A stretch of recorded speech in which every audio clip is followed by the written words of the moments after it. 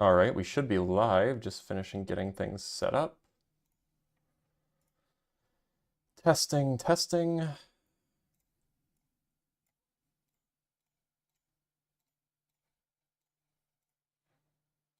Pop out my chat.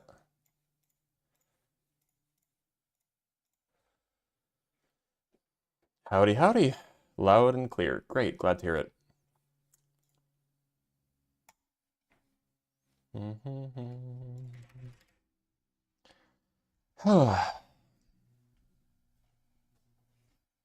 Glad that the audio is checking out. If you haven't yet, go watch my latest video. I just posted it.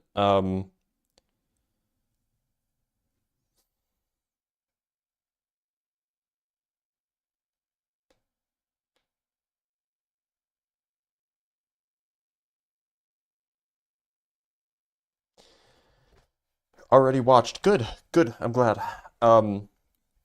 Unfortunately, the way that one of the things that's kind of frustrating about, oh, we have a guest. Okay, well, I'll bring that up later.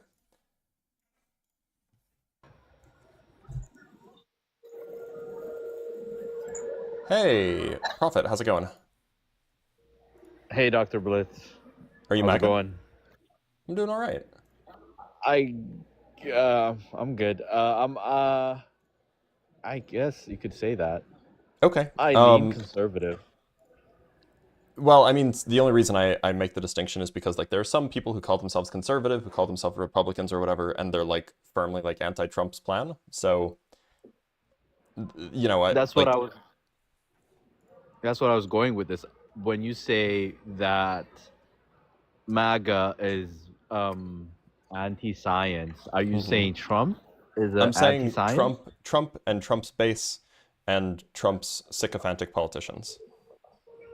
Right, but is this because? What is this because of? Because of What do you the base this on? polling data of these people and the actions of the elected officials. So what okay, what polling data are you referring to? Are you referring to um what are you For example, referring to? we could look at the amount of trust in scientific researchers that Republicans have and how that's changed over time. We can look at the amount that MAGA voters specifically, not just Trump, but or not just Republicans, but MAGA voters specifically, how they feel about vaccines. We can look at things like belief in evolution after controlling for religion, and what you find overwhelmingly is that people who align themselves with Trump are far less likely to take seriously the scientific consensus and to trust scientists. And that's what I was going with this. Is this saying that scientific consensus is in a way influential on policy and should always be is it the is it the major I guess major drive to have is it the major does it have more weight than anything else? Is that what you're saying? Science should be the way we govern. Is that what Nope, you're I'm saying? not saying that at all. What I'm saying is that from the views of people who are aligned with Trump and from the actions of Trump and his camp amongst the politicians, it is very evident that they don't care about funding science. They don't care about scientific research. They don't care about any of these things. Now, you can make a value judgment and say some position is, and say like, okay, well, that's fine. They care more about other things and they don't care about this thing. You can say that, but that has nothing to do with the claim that I'm making. I really don't think they don't like that saying that they don't like funding science is mis don't you think that's misguided? There is funding for No, science. they're cutting funding by like cutting funding in half, right? Right. Well, what I'm saying is they're what funding else is science. that besides cutting funding? Besides not wanting to continue funding? Like obviously they can't kill these projects entirely because that's the decision of Congress. But what they can do is they can change the budget. I feel, Like, but that's a conversation about just the whole like. Then we're gonna have talk conversation about what taxes, what deficit, like you why know are what I mean? Like that's they're a different specifically conversation. targeting scientific institutions and institutions of higher learning? Where they're targeting specific institutions because of their proclivity to, Because like, those institutions are scientific institutions. That's why. Why are they cutting only no, the science division of NASA, but they're not cutting the exploration or the engineering divisions? Why are they cutting the National Science Foundation? Why are they cutting the CDC, the NIH? When they're, so are you saying when they're they're cutting? increasing the budget of the DoD and ICE.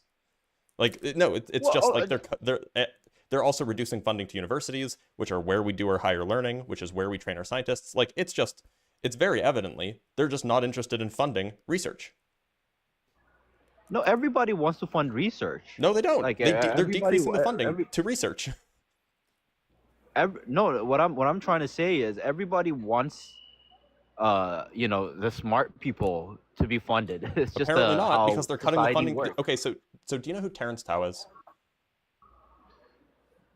I am not. I'm not like. I'm not aware. So Terrence Tao is widely agreed upon as the most brilliant mathematician currently alive. Right? He is the goat of mathematicians as far as living mathematicians go. And he got his fund. He's Australian. He's originally Australian, but he immigrated to the US because the US was dominant in scientific research and mathematical research, and he's a professor at UCLA. And his grant just got cut by the NSF, by Trump's NSF. And you're telling me that they want the smart people to keep doing research? They literally cut the funding of the most goated mathematician alive. But cutting funding is not the same as being anti-science. That's a different That's topic. exactly. It's just If you were a politician and you wanted to be anti-science, the thing you would do is you would stop funding science. okay. What I'm trying to say is this is a maybe the conversation. What I'm trying to say is this is because they're funding him. They're just funding him less. No. They That's cut his the way I funding. see it. No, his funding was canceled. Yeah. Okay, you mean completely gone? Yes, his grant was Like- canceled. Yeah. Right. And maybe gutting the entire thing is just I disagree with that. That I 100% disagree. And this has happened to thousands of scientists across the country, just having their grant completely canceled. Yeah, but like it's like saying the FAA getting less money, and then they come out and say that Trump is anti, for instance. If this was one department that was safety. getting less funding, if this was like, oh, just the NSF is being reduced, but NASA is the same, and the NIH is the same, and the CDC is the same, and we're not attacking universities, then you might have a point. But every single scientific institution that we have in the United States is having its funding cut. Every single one. That I agree. I agree that they probably shouldn't touch, research and people that are actually like on the ground working on those things, because obviously, those people, like, we advance because of science, and I am 100% on your Yeah, side. and MAGA's not interested in that. MAGA's more interested in funding ICE and the DoD. Well, then you see, that's just more about managing what the taxpayer money is, because Well, no, people it's right not now are really, just because focused they're on those. increasing the tax burden, right? They're increasing the deficit. It's not like they're cutting this so that they can fund that. The science funding is tiny compared to say the DoD or the ICE budget, right? So this is not like managing the funds or whatever. They are explicitly cutting all of the scientific funding. Well, not all of it. They're making cuts in every single scientific department. And then they're just using that money to fund pet projects. So if they were anti-science, what would they do? Well, they would cut funding to all of the scientific institutions. Okay. I mean, I really don't want to argue the funding aspect of this, because Okay, what about the people? I am Because 100% on your side. So when it MAGA comes voters to and that. Republicans in general are far less likely to trust scientific consensus and far less likely to trust scientific researchers. That I disagree. Okay, I that have polling disagree. data that says otherwise. If you're saying that MAGA is like just coming against maybe vaccines, or maybe you're talking about LGBTQ and stuff like that, that is a different conversation. Okay, the funding aspect, I am 100% on your side, which meaning that we should always be striving for more research, for granting, because I believe no money is being wasted when it's given to education and knowledge and research. Those things I feel like Who's pretty reporting my much live stream? humanity is in full support of that aspect, right? Um, Well, except MAGA's not, right? like that. It's just not the case that MAGA Republicans or MAGA politicians are interested in this. I mean, maybe they saw that. Maybe you're talking to maybe the extremist side of No, I'm thinking about. I'm looking at the actions that the politicians are taking. You think Stephen Miller is out there saying, "Gut this department, gut this money I don't for care. this scientist"? It's not about what they're saying. It's about what they're doing. Yeah, yeah, The proposal, I agree. the I proposals really that don't I'm want to referring talk to about the that funding aspect because I cut agree all with these you. scientific institutions, these are coming from Trump's cabinet. These are coming from Trump's administration. I really don't want to argue the funding aspect because I agree with Okay, you, because then how I feel about the like you're fact just how talking about the about. fact that barely more than half of Republicans think that scientists are honest? Is this are you referring to this the C-19 situation Nope. with the whole It's like the question. vaccine The question was supply? not about that. This is from Pew Research. Um, the question was, uh, it was basically a checkbox, like which of these traits describe most research scientists well? And so there's traits like intelligent, skilled at working in teams, focus on solving real-world problems, honest, good communicators, socially awkward, blah blah blah blah blah. And they sorted the checkboxes into Democrat, lean Democrat, and Republican, lean Republican. 80% of people who are Democrat or lean Democrat say that research scientists are, or that most research scientists are honest. Only 52% of Republicans or people who lean Republican say that research scientists are honest. Right, and this mistrust is probably like a recent This was from phenomena in a way 2024. that, yeah, because Yeah, obviously so they don't trust scientists. the whole quarantine, put on your mask, Okay, you're put making my off your point for me. mask. They don't trust scientists. Yeah, but you have to remember what happened during that You can time, give which all the is just. justification you want. That doesn't change the fact that they don't trust scientists. But giving full trust to a scientific consensus is also not a good approach to No, it's actually a policy really and good making approach if policy. you're a layperson. Do Also, you remember interestingly Fauci enough, coming in and saying, "I am science"? yeah, that's a good meme. Also, interestingly enough, apparently, Republicans or people who lean Republican, 55% of them, of Republicans or people who lean Republican, say that scientists are neither better nor worse at making good policy decisions about scientific issues than other people, and 16% that they're usually worse at making policy decisions about scientific issues than other people. So only 28% of Republicans think that scientists are good at making policy decisions about science. I feel like there is a part of researchers and the scientific community to play in public policy making, but that is a very, like, that's really not Appeal not approved. the role of scientists in society. It's For really making not scientific decisions, it seems like it would be. for making. What do you mean? We barely make any scientific decisions. Most of the decisions we Well, make no, so that's is why the based question was is about policy allocating decisions resources. about scientific issues. What It do you wasn't just consider a general scientific policy issue, decisions, for it was instance? policy decisions about scientific issues. And okay, do you consider AB rights scientific decision? Do you Probably consider, not, no. like, exactly? What do you consider? Things like policy decisions about like how significant environment or how significant pollution would be to the environment. Policy decisions like, um,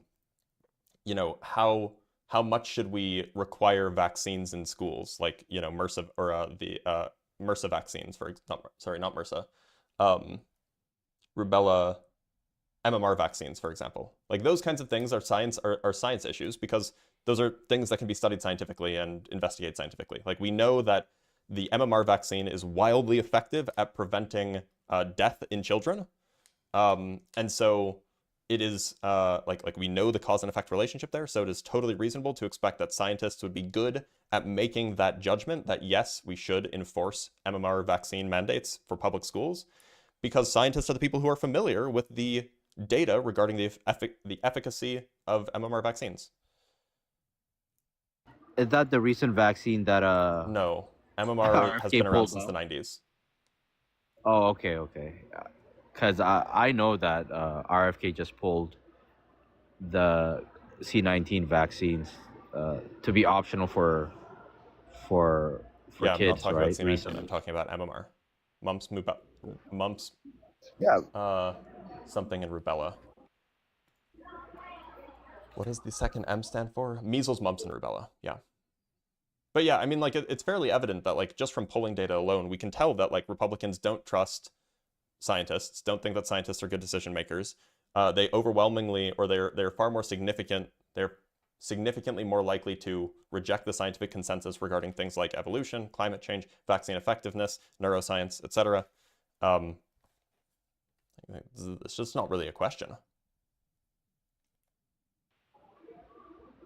But we should scientists, and mostly when it comes to like health science and stuff like that, people should really concentrate on just the scientific aspect, like what helps people, what is good for What does this have the to do with general anything I said? public health. No, but that morphed into something else during COVID, and What does that have to do with anything I just said? because you're trying to build trust, a broken trust that happened in the What does past that have 5 to do with years. anything I just said? No, I'm trying to make the connection between people that are anti-vaxxers. It may very well be the case Anti-vaccinists. that the reason MAGA is so anti-science right now is because of COVID. That doesn't make it false that MAGA is anti-science. Yeah. There is You a can broken agree trust. that MAGA is anti-science and say the reason they're anti-science is because of COVID. But that's then we just agree. Yeah, do you agree that there was like, especially when it comes to Fauci and the whole thing, do you think they have a responsibility to not be, draconian? Do I think who has a responsibility to not be draconian? I mean, like the whole like mandates, isolating people. You mean the political decisions made by politicians? What does that have to do with Scientists? science? Don't you consider Fauci a scientist? Sorry.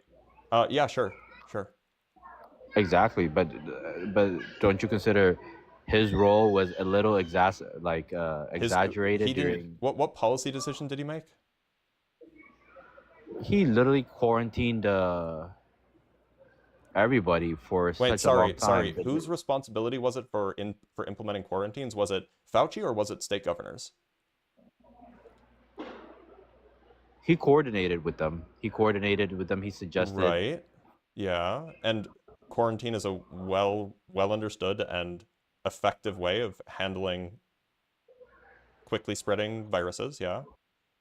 But it was the state governors who made the decisions, right? It wasn't the state governors. Was it? Fauci doesn't have the power to implement quarantines in states. He didn't have the power to do that. It was a states thing. Well, he did. Again, like the whole vaccine thing was pushed out incredibly fast. Yeah, the by whole Trump. Yeah, and you can't force people. They pushed him out as an option. You can't force people to take stuff. Nobody was forced to take also it. Like, unless you work for the government, then you can be, or you might lose your job. Yeah, a lot of people lost their jobs, and the mandates because companies didn't want to work with people who weren't vaccinated. And that's where the overstep happens. And what does that have to do with scientists? What does some random company's decision have to do with scientists? Because they were enforcing those policies in a way. Who was They enforcing were them? The the random the WHO random people. companies? No, not random companies. We're talking about government, federal employees being Federal losing their job. employees, yeah, federal employees have to abide by federal law. Yeah, that's a Exactly. thing. And That's a that, thing. And who makes the federal law? It's not Fauci. well, he is part of the top in the federal system. Of the CDC. So he was head of the CDC, right? The CDC doesn't implement policy for like the military.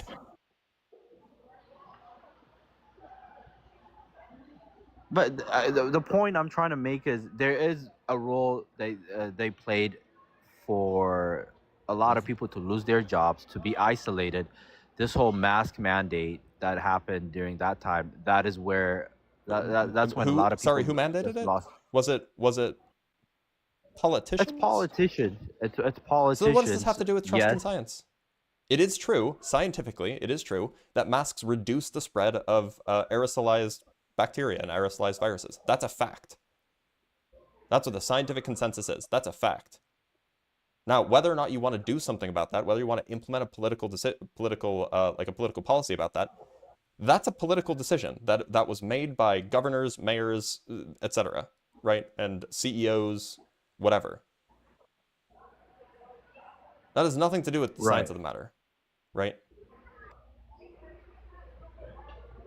And also, there were a lot of doctors that were being shut down for having different opinion during that time. Again, what it means to have a consensus was also just this whole thing was just a mess, because if anybody in the medical field spoke out against these policies, they were ostracized in a way.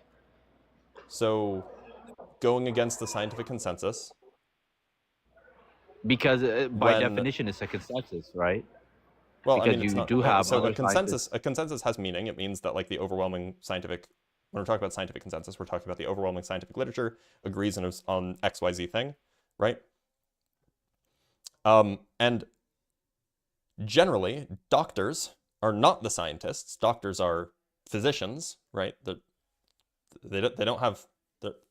not scientists. They're physicians, and so yeah, if a doctor was spreading dangerous conspiracy theories that completely disregarded the scientific consensus, yeah, you'll lose your job. Sorry.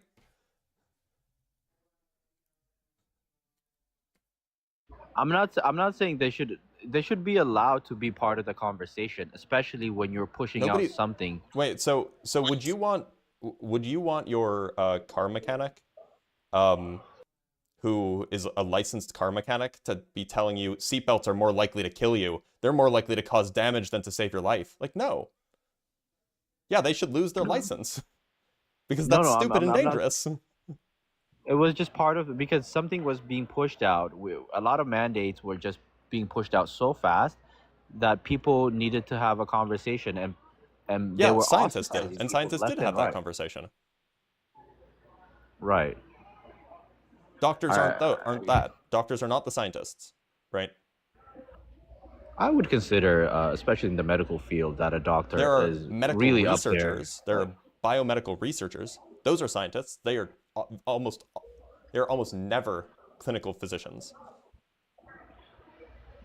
I really would consider a doctor high up in the when it comes to so with respect to my mother, who is a physician, doctors are mechanics for the human body.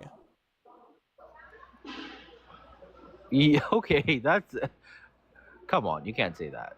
I mean, no, it's true. I mean, like a doctor's job is not to research the human body, not to better understand how to treat the human body. A doctor's job is to take the scientific research that the scientists do, and then use that scientific research to make humans better, to make humans less sick. They're not the ones doing the research. Exactly, but they do know a lot about how the human body functions. And how our body. Yeah, they have to learn a lot about that, just like how a mechanic has to learn how a car functions. Exactly, and that knowledge is very. That doesn't make a mechanic a scientist. I feel like you have a very particular definition of what a scientist is. A scientist is somebody who conducts scientific research. That's what a scientist is. And what is the? And what for you? What is what is it, their level of education? Is it like It do they it have to doesn't be really matter what have the to level be of education is, but like your occupation, if you want to be a scientist, that means that your occupation is you conduct scientific research.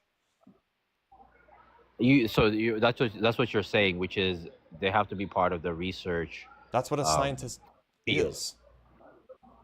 right? A scientist is someone who does science, not somebody who applies science.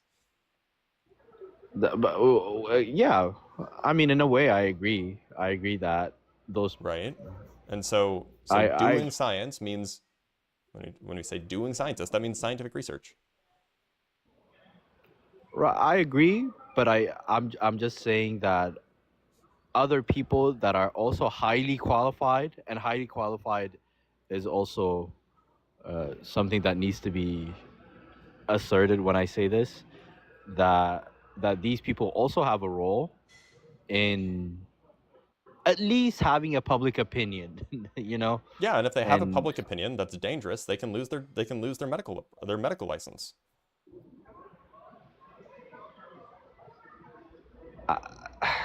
Look, if that's a your that's doctor went around saying, if you get chemotherapy, you'll explode. Like if your doctor told you, like, if you got diagnosed with oh, that's a cancer, straw and man. then if you got diagnosed with cancer and then you asked your doctor, okay, what should I do? And they say, oh, well, whatever you do, don't get chemotherapy because you'll explode. That person should lose their license. That, I mean, that is an exaggeration. I hear what you're Yes, saying, but it's the same kind that of thing that that is happened though. People lost their licenses for giving dangerous medical advice. Yeah, that's gonna happen. I feel like And to be clear, doctors researcher. are not scientists. So whatever you might feel about doctors or the medical community, that has nothing to do with the scientific researchers. There's nothing to do with the scientific consensus with regards to, what the what does the data say? What experiments have we run? Has completely unrelated. Yeah, I feel like you know, professionals, especially like when it comes to the medical field, or when it comes to climate change and whatnot, you still have to consider people in the higher level of their profession for their opinion. That is my Why? opinion. Why should why Like, should you don't. why should a why should like a virologist care what like a random heart surgeon says? Why should a heart surgeon is not qualified to comment on virology research? I don't even know what virology is. The study of So, viruses, oh, okay. which Again, are the virologists are the kind of people who would have been studying COVID. Virologists, epidemiologists, these are the people. Epidemiologist is the study of infectious disease. yeah, like I that makes a lot. Now you put it that way, it makes a lot more sense. So And again, like why I'm should a not. heart why should we respect what a heart surgeon says about virology? Like we shouldn't. And if they say something dangerous that can cause harm, they should lose their license. From my point of view, right? To get From to my point of view, the from, Jedi are evil. Yeah, go ahead. yeah, from my point of view, like obviously to get to if someone is a heart surgeon, like they had to qualify and be educated to a level. For me, for me, that seems like they have some knowledge of what a virus is and whatnot. And that's I that shouldn't we should delineate on like a level of the level of expertise. I guess not that just the level, but the focus of their job and their particular like field is that should be Right. That's why important. we listen to virologists and epidemiologists when it comes to the spread of viral disease, which is what COVID is. That's why we listen to heart surgeons when it comes to effective practices regarding repairing an aortic valve. That's why we listen to climatologists and climate physicists when it comes to the whether or not the climate is changing. That's why we listen to neurobiologists when it comes to trying to understand the role of sex and gender in the brain. That's why we listen to the people who study the thing to get answers about the thing. We don't listen But to mechanics to learn if seatbelts are dangerous. and this is the thing with the left and the scientific community, is that you have to understand the way the left sometimes, not always, hijacks, like, a scientific fact, let's say climate change, which I agree on, right? I agree, because it's in the data, right? Like that our climate uh is what's the word that I'm trying to find? Our, like I agree about climate change and whatnot, but the left loves to hijack that point and just run with it, right? Run with it when it comes to public policy, run with it when it comes to just instituting taxes and whatnot, and carbon taxes. And from your side, what you hear is, maybe, we're fixing this problem, or we're going about fixing this thing. But what I'm hearing is, we're fixing it the way I want to, the way I think it's right, and you have no say in it, right? That's the way I hear it. So, Like, if you're saying carbon tax is the only way, to be clear, we agree that, like, amongst Republicans, belief in climate change is significantly lower than it is amongst Democrats, for example. Do we agree on that? there's more skeptics, because, again, like I just told you, because the way they hear it is, I'm fixing this problem. I'm not talking about fixing. I'm talking about thinking that it even exists. Yeah, I'm pretty sure. I'm pretty sure Republicans probably disagree with you on the whole climate change thing. And so we can talk about policy, what to do with that. That's a separate issue. But you can't even have the political conversation unless you agree on what reality is. And overwhelmingly, MAGA tends to live in just a completely non-scientific reality. It's based off of vibes, based off of what Newsmax tells them, and based off of what Trump retweets, right? That's the reality as far as your diehard MAGAs are concerned with when it comes to climate change, when it comes to anything that pushes back against American supremacy, when it comes to evolution, when it comes to neuroscience. Like, this is all, like, it's the whole standard stuff. It's because okay, MAGA is definitely simplistic in the way we approach things. It's just like, oh, everything you can solve everything with common sense and whatnot, and that's I agree with that. There's a lack of depth in MAGA's thinking, and just this anti-intellectual movement that is deeply in MAGA is Right. scary. There you go. We agree. Anti-intellectual. Yeah, Absolutely. it's a scary thing, but it comes from a place of distrust. Yes, I agree. I agree. They distrust because they were told, because they have simple ways of understanding the world, and they were told by the people that they do trust that they shouldn't trust this other thing. That's what happened. I agree. Yeah. So I feel like education is just part of the way to go about this. I agree, except MAGA Republicans are defunding education. Yeah, we got that shit too, I guess. So what do you suggest we do? Yeah, I mean, I obviously we should talk about it just and I agree that, like, you bring this up as a topic is because it's just we're at we need to talk about shit like this because people are just going crazy with this whole defunding. I watch PBS Spacetime on YouTube a lot, and so the past video or the video before that or whatever, they were actually saying that they're gonna put out less videos because of them getting less funding and whatnot, and I was like, that's sad. Yeah, I mean, it's PBS, right? PBS sponsors them. Yeah, my entire I am a YouTube physicist because of PBS space time, because I watch that shit all the time, and that is where I practically got my entire knowledge, and They're a really about good source, and physics. it's a shame that they're that they're getting funded less.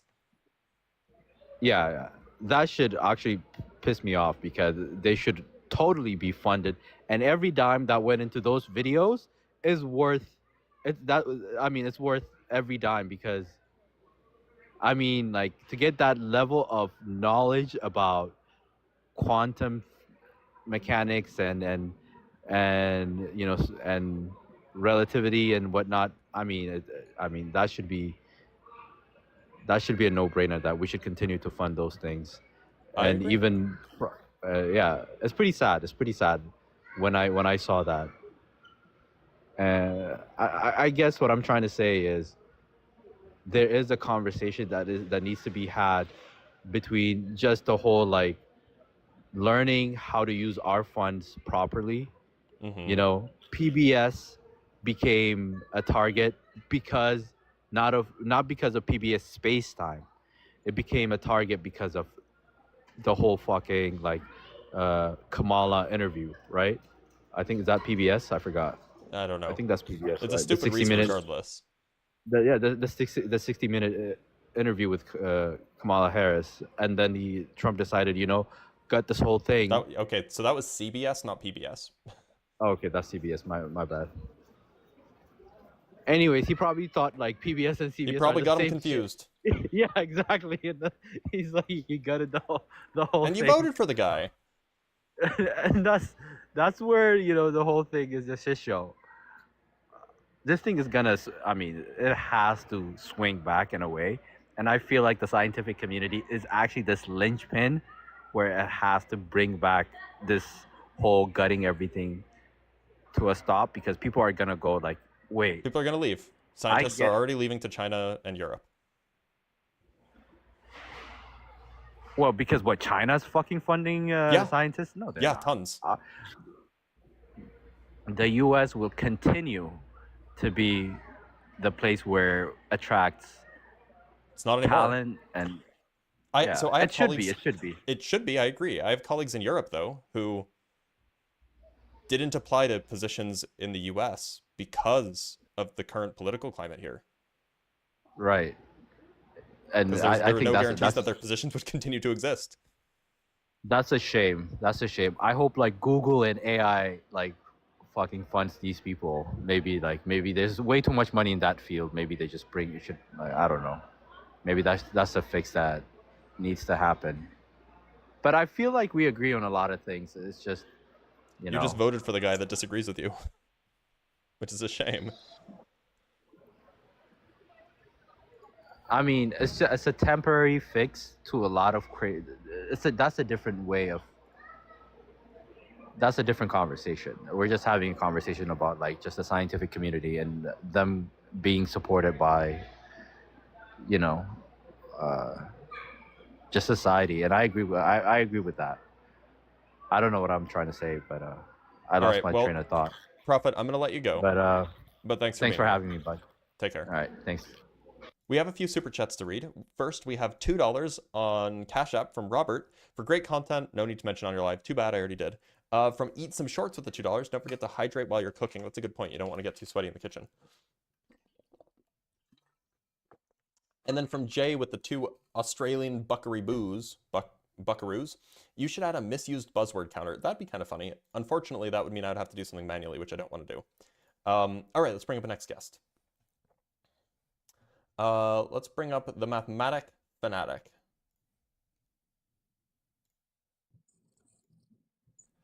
The mathematic fanatic, how's it going?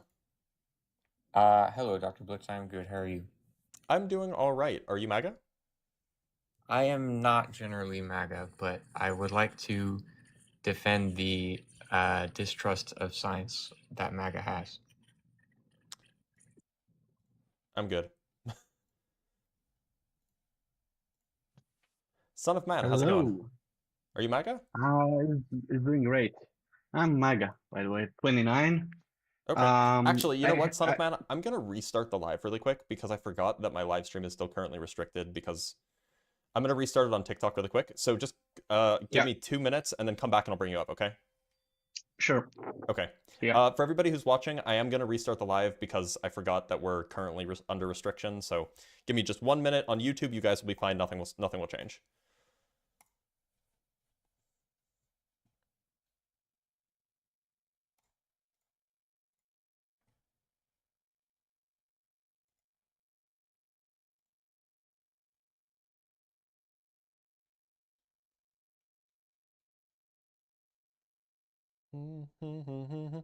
The amount of MAGA in the comments that are mad about the way you look is comical, especially considering they call everyone else snowflakes. I mean, yeah, like, look, I mean, you might not like it, but like, I have like really nice hair. I have a strong jawline. You know, I have big, prominent masculine features. Sorry. All right, son of man, Hey. welcome back. Hey. Just want to say I love your videos. That's why you came up to my For You page on this live. Hold on, I'm Basically. confused. Are you American? I'm not, but I'm really into American politics, so I can kind of argue But if for you're the not MAGA MAGA, if people. you're not American, then Come on, just let me 5 minutes. 5 minutes. no. No. I will always vote for a Republican president, always. That seems misguided. Like, what if a party switch happens? Buckaroo is correct for our money. Can confirm. Jay, that's what I've heard. Australian dollars are buckaroos. Why was it restricted? Probably because somebody reported it for some reason. Like, I don't know. It said something about like advertising. So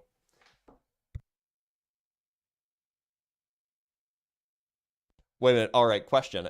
Is it buckaroo or is it dollary-do? Dollary-do sounds sillier, but plausible.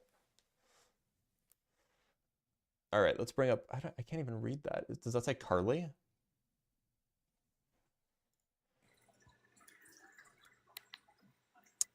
Carly, Charlie, how's it going? Hi, how are you? Is it Carly? Yes. Okay, great. Carly, are you MAGA? No, God, no. What the fuck? I just But it- wanted to say that if you believe in MAGA, you're fucking stupid and you need to go to science class. And you're also racist. All right, thanks for being here, Carly. It does say join if you disagree, though. All right, yeah, let's let people flow in. It'll take a minute because we just started the TikTok live, so please be patient. I'd go with Buckaroo over the other one. Okay. Okay, good to know. All right, let's bring up Cookie. Hey man, I want to go into research. Is the US still a viable place for researchers? Not as much as it used to be. Oh, that person left. Saying people look female because they have left-leaning views is very petty. It's also just like not an accurate description of me. Like, I don't really have feminine traits. Like I have a sharp jaw, like a kind of pointy chin, a big nose, like bushy eyebrow. Like none of these are really like traditionally feminine, right? So maybe it's because I have clear skin. Like could be that. And even that's not true. I have a little thing there, but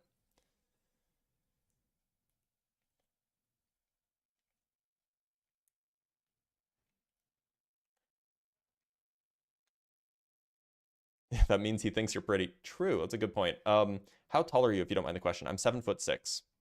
Yep.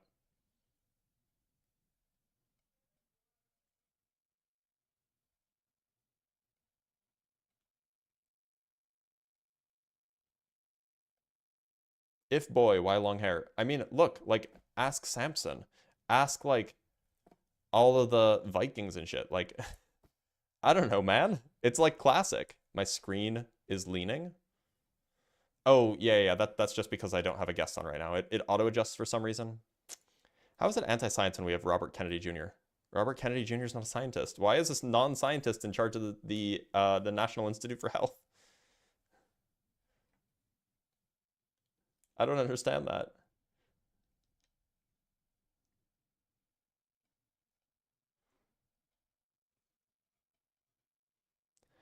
Sorry, ma'am, this is fake news.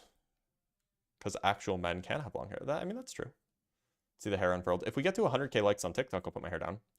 Yeah, apparently men can't have long hair now. Have I ever considered cutting it short? I've had it long for so long. Probably not. I'm not anti-science. I'm anti-FDA, WHO, EPA, and all other government agencies. Like NASA? You're anti-NASA? How about we stop playing along and call it... I mean, of course it's based on sexism. Of course it is. You know about Kennedy cleaning the Hudson River? Yeah, he was a really important EPA lawyer for a long time, or environmental lawyer for a long time. And then he got a brainworm. And who knows what happened after that. But yeah, like the live, share this out with more people. We can get more people involved in here so we can have some conversations.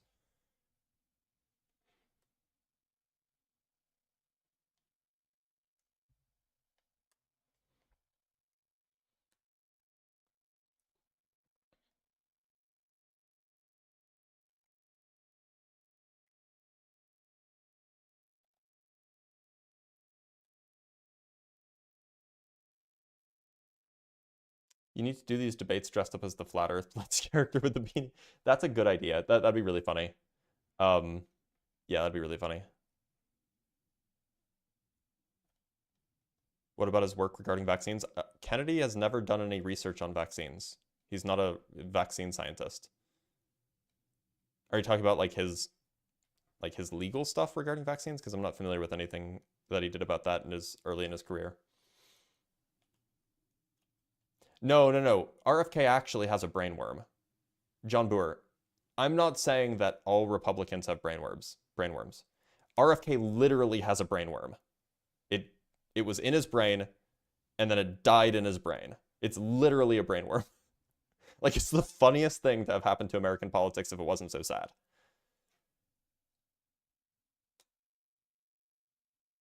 Like, if you didn't know that, RFK Jr. literally has a worm in his brain.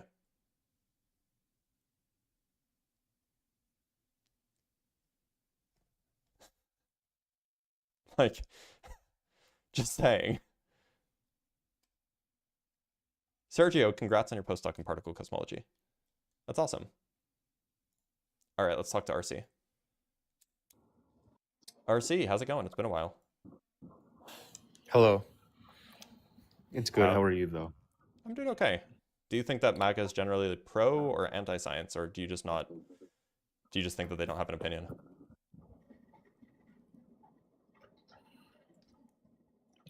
I don't know. I'm not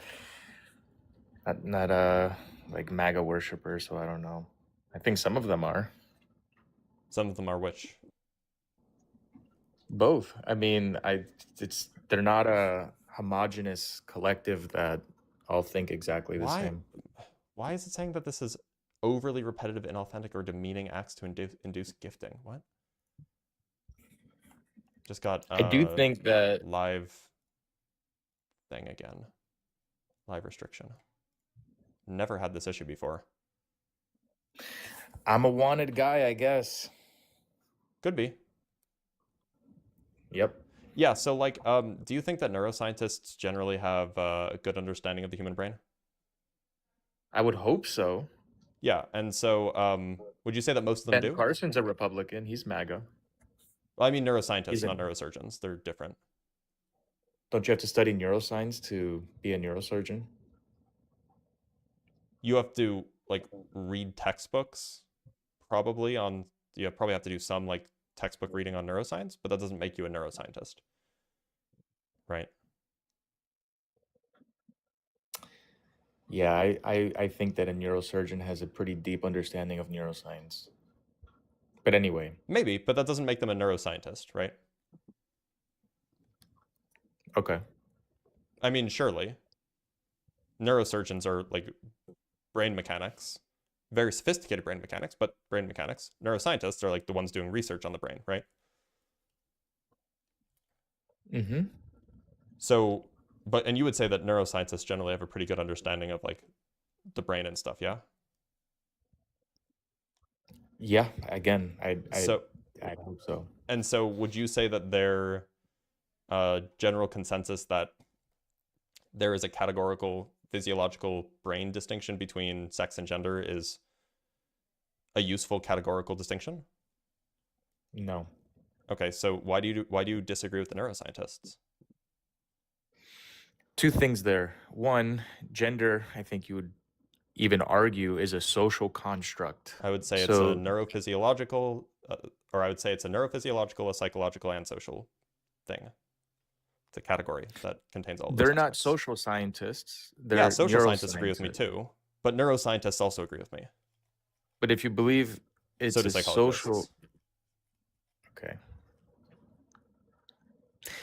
If you believe that it's a social construct, then neuroscientists don't have an authority over social science. That's are you See how it's coming two at me separate assuming that it's a things. social construct? Well, Like it's a I'm saying category. common. So gender and language it's a tool to communicate. So sure, Yeah. a neuroscientist has a lot of knowledge on how the brain works. Yep. Of course, and I don't deny that. when discussing brain function, apparently it's useful to make a distinction between sex and gender as two distinct types of categories. Understanding brain function and defining gender are stratospheres apart. That has nothing to do with understanding Sure it brain does. function. Understanding brain function, no, it has not. It's a language. Gender's not a language. What? No, it's a word that you use in the tool of language. Everything's a word that you use. What? Yeah, but what I'm saying is that that's disconnected from understanding brain function. Do you think that sex is relevant to understanding brain function? Yes. Okay. That's just a tool that you use it's just a word, right? That is a word, but that's biological. Neuroscientists have come to the conclusion that gender identity has biological aspects. And it's relevant for studying the brain to make a distinction between the two. Gender is just another way of saying sex. Nope. Then what is Neuroscientists gender? disagree with you. I can show you if you want. Okay, then, but I'm asking you, what does gender mean then? It's a category. It's a category that category has a of whole what? bunch of characteristics in it, just like how sex Well, is a a category with a category whole bunch of defining characteristics what? in it. Just saying it's a category is arbitrary. Not really. The point is there's a dichotomy. There's a categorical dichotomy between certain sets of traits and other sets of traits. Yeah, but Similarly, you're saying category. do you not understand how categories are just collections of traits, There's right? You understand categories of a bunch of different subjects. There's categories of things you could study in school. There's categories of sexes. There's Yeah. What is this? It's a category of traits. The traits of what? Sex. Why won't you say that Neurophysiological part? traits, psychological traits, social traits. Sex. No, sex. That's exactly what gender is a category of. Sex. Neuroscientists seem to disagree with you that it's Okay, that you there's can no keep saying distinction in the neuroscientists category. disagree with me. Yeah, do you want me to right? show you? But I can show you the studies. Can you just lay out your argument of what kind of category gender is for? Yeah, let me read you from the National Academy of Sciences and sorry, let me make sure it's the National Academy. This is from the National Academies Press. This is coming from the National Academies of Sciences, Engineering, and Medicine. So let me read you the definitions of the terms because you seem to need them. So sex is a multidimensional construct based on a cluster of anatomical and physiological traits that include external genitalia, secondary sex characteristics, gonads, chromosomes, and hormones. And I gender, already disagree. Okay, well, so you're disagreeing with the National Academy of Sciences, Engineering, and Medicine. That's and what gender, it seems like, yeah. And gender They're is saying a sex is a construct. And gender is a multidimensional construct that just links stick on gender sex identity. for now. Well, I already disagree with this loaded I'm reading definition. two definitions. Of sex. You don't want me to read my accept definitions? that It seems definition like you of just sex. don't want to hear the definition. The first definition of sex, I reject. Okay, I mean that's you being anti-science though, right? You're just appealing to authority then. That's cool. I'm appealing to scientific consensus, yeah. Scientific consensus also says that life begins at the point of conception, yet you reject that. Oh, that's interesting. It does say that, but it doesn't say that human personhood begins at conception. And no, I What agree is personhood? Personhood is so a you're philosophical just construct. throwing this. You want to talk about that? We okay, can talk okay, about that. yeah. Human life is what's valuable, not some You know what's arbitrary interesting? There was actually that's what I thought. investigations You appeal into to what authority when it's biologists- convenient. So RC, you appeal RC, to that's authority when it's convenient. RC, and then you before reject pivot, authority when it's not convenient. I will read both authorities for you from biologists and from neuroscientists, but before you pivot, I'm going to read the definition of gender so everybody can hear it. You seem to not want to let me talk very much. Well, you just pivoted, so you pivoted to... I didn't pivot at all. I you just said pivoted I to abortion, reject yeah. that You definition pivoted of to sex. abortion rather than talking about the difference No, I between did sex not and gender. pivot So to it's definitely a abortion. pivot. I'm just questioning your standard. That's it. That's all So I did. I don't want to actually I rely on the talk about abortion. biologists when it comes to the definition So of what a human living don't organism pivot to is. abortion. I'm not actually trying to debate abortion. Then why'd you bring it up? It was a side point to Okay, so illustrate it was a that you're. straw man. You see, It was you a won't side even let point me and a finish. straw man. Got You it. won't let me finish talking. This is crazy. It was a It's side. It crazy. was a side point and a straw man. So do you want me to read you the don't want to definition let of me gender or finish no? making a point. Do you want me to read the definition of I gender? reject the definition of sex that you just read. Okay, so, no, so I you're don't. just being anti-science then. You're just rejecting the scientific consensus on what That these, what sex is useful a categories that are sex for is a studying brain spectrum. function. You said sex is a spectrum. It's a spectrum. Sorry, was that in the definition that I read? Yes, that's what you said. Yes. Oh, want me to read it reread the again because the definition. word spectrum isn't in there. Okay, reread the definition. Sex is a multidimensional construct based on a cluster of anatomical and physiological traits that include external genitalia, secondary sex characteristics, gonads, chromosomes, and hormones. A multi-dimensional construct. Yep. How many dimensions are in sex? Let me count. 1, 2, 3, 4, at least 5. At least 5? Yeah, external genitalia, least secondary 5? sex characteristics, gonads, chromosomes, and hormones. Okay, so how many sexes are there? It's clustered. And you're So saying I'm the there- one it's rejecting science. Bimodal. It's bimodal? Yeah, do you know what that word means? So bi meaning two. Yeah, and modal meaning distribution. So Do you know there's what bimodal two. means? There's there's two two major sexes. clusterings of sex traits. Yeah. Okay, so if you don't fit into those major clustering of Then you're sexes, are somewhere you in the a middle. third sex? No, you just are. It's You just it's have birth bimodal. defects. That's what a You just have birth defects. that's why it's a That's what you spectrum. have. You're a defective definitely- it person. It, definitely- doesn't mean you're a different sex. So It I mean, means you're look, a defected person. Okay, that's a cool and like eugenicist view, but like the point is that No, it's not eugenicist. it's very you're clearly like a defected. It's not the way it's multidimensional. supposed to It's be. very clearly a multidimensional construct, right? Like it has a whole bunch of different aspects to it. You're just embarrassing yourself at this point because you don't even know what the word It's means. It's a defection. It was defected in the development in the womb. I look, if that's the case, what It's should just a we do triggering with, term for you guys to hear. What but should we it's do what with it is. defections? What should we do with that? They're still valuable human life. Okay, I agree. You are a valuable human life, RC. Despite your defection, What's my defection? you have metaphorical brainworms. Ah, okay. That's funny. I mean, yeah. I mean, these people that you're defending unalive themselves at like a 45% rate. I would say that that's a That's pretty so major Christian of you defection. that you hate them because they're so mentally No, distraught. they need the love of Christ. You guys are the ones perverting them and making them feel that what they believe is normal, and it's So not. now and they you're just unalive doing themselves. you're just doing so to be clear, you're just rejecting what the scientific consensus is on this, right? The scientific consensus is getting these people to unalive themselves at a crazy The rate. scientific consensus actually has been the scientific recommended treatments anyway actually reduce the rates. The So treatments don't work. They unalive themselves. at a They're reduced committing rate. a self-genocide. So, no, it seems like it actually helps. It's a self-inflicted genocide. It's crazy. That's Call me my pronouns, or I'm gonna slit my you-know-what. I'm gonna take these pills if RC, you don't call me my this pronouns. is really upsetting. For That's you. literally does it what's really going bother on. you to like? Does it That's really bother literally you what's when like going on. the real world disagrees with your biases? The real world is these people are sitting in bathtubs. The and real slitting world their is wrists. That's what the what's going scientific on. consensus is. RC. So The like scientific consensus is affirming a delusion. the scientific no, I don't consensus agree. is that there are genuine categorical distinctions between sex and Yeah. gender. The scientific consensus used to be lobotomizing women. Did you agree to Okay, that? so now you're just being anti-science. Great. I'm glad you're saying, yeah, the scientific consensus is stupid. Like that's you. That's you right now. Yeah, and you're proving sometimes my the point. scientific consensus is stupid. Correct. Like when they used Okay, to so you're agree proving that my point. lobotomizing women. Did you agree to that scientific consensus? I of wasn't alive then. lobotomizing How could I women? agree with that? Do you agree that that was a good standard that they held? That was the scientific consensus. I don't know what the science. I'm not familiar with the literature. That was the If- scientific if it's consensus true, to if that was the lobotomize scientific women that consensus, misbehaved. if that was the scientific consensus, and they had like scientific reasons for believing that, then sure, the scientific consensus can make mistakes, but that doesn't mean that it's better to always distrust scientific consensus when you're not an expert in the field. Yeah, I think it's pretty fine to distrust. That's the whole point of no, science. Is we that's- don't see, fucking that's trust, so stupid. we test. That's the whole point of science. So- Is you experiment. Yeah. Is your trans wife calling you or something? Oh, you can fuck right off, RC. Don't talk about my wife. I have to end the live again because it got blocked, so I'm gonna restart again. But I'll be back.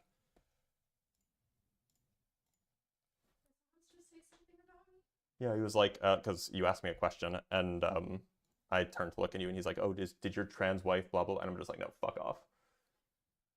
That's so. Yeah, he's a terrible person. Did anybody say anything? Oh, I ended the live, so I don't know what the chat said. Well, let's see what the YouTube chat says.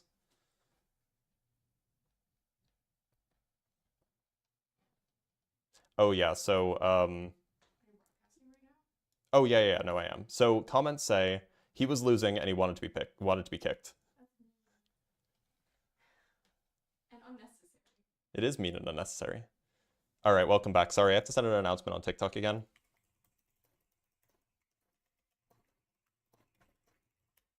All right, let's bring up another guest. Hey, Dr. Blitz. Hey, Bob, how's it going? Good. Hey, I was sorry to be off topic, but I was hoping you could comment on the Harvard study about that asteroid that's hidden behind the sun. I already made a video about it. Oh, okay, I'll check it out. Oh, also, do you agree with AI? AI says that we understand what gravity does, but we don't understand how it does it. Do you agree with that? No, I don't think that that's true.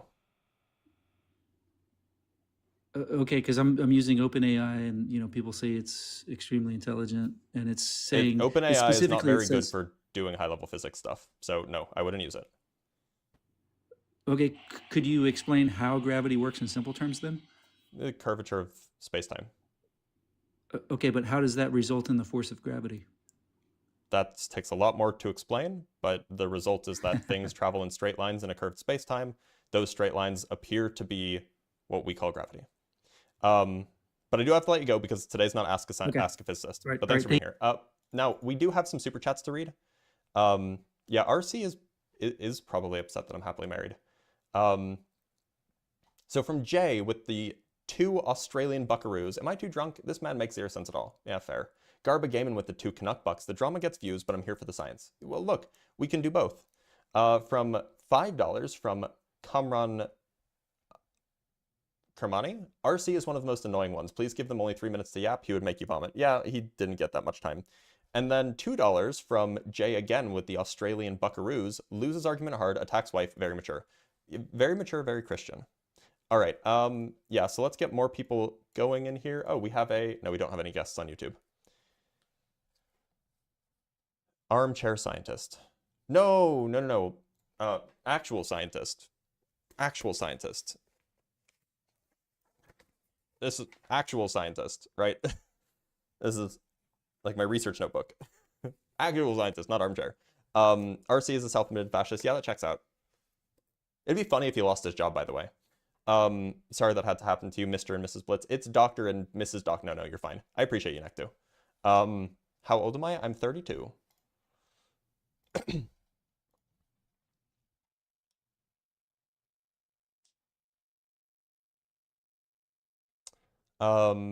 If science was delusion, anyone could be a doctor and start operating tomorrow.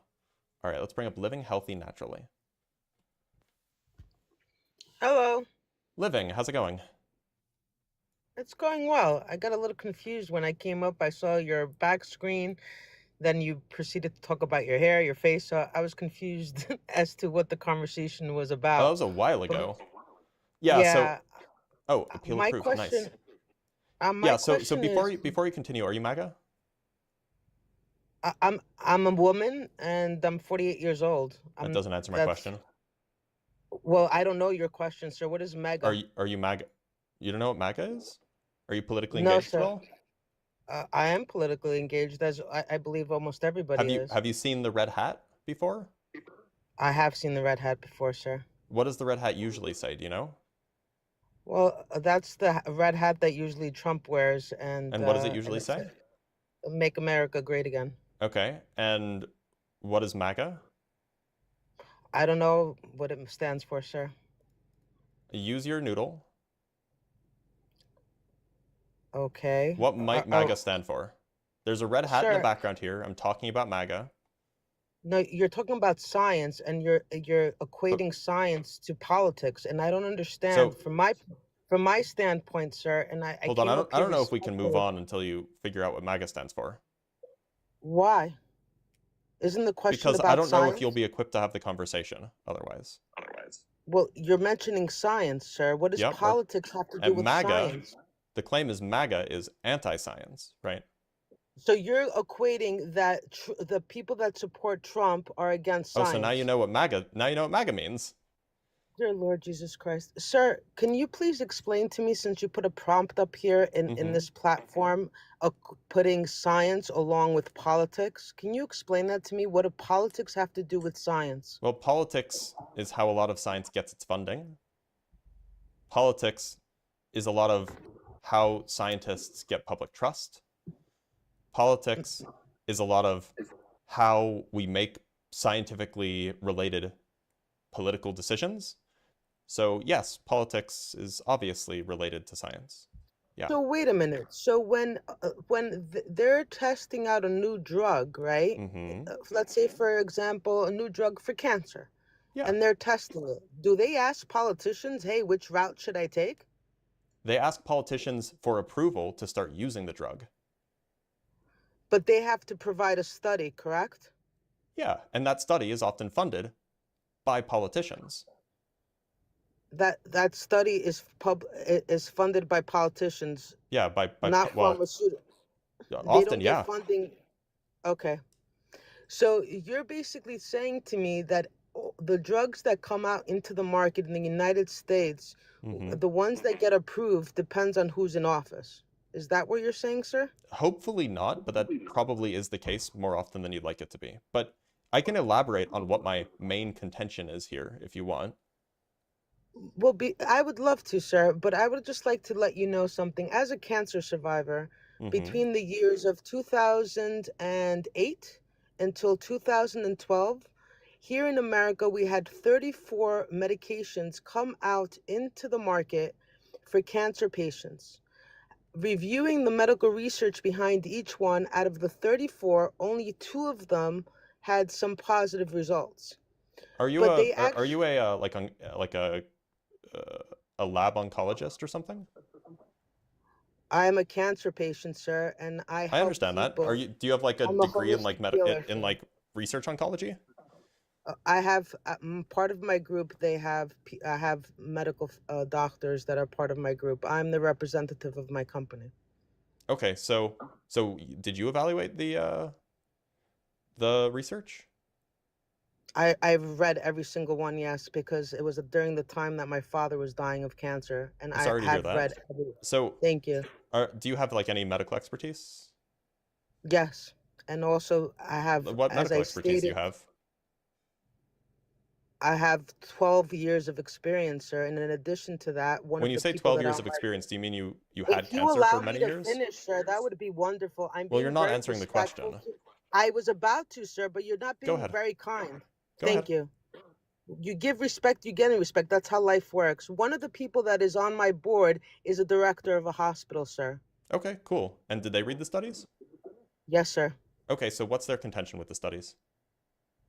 As I stated to you, 34 medications were thrown out into the market, and out of all of them, only 2 of them actually worked somewhat.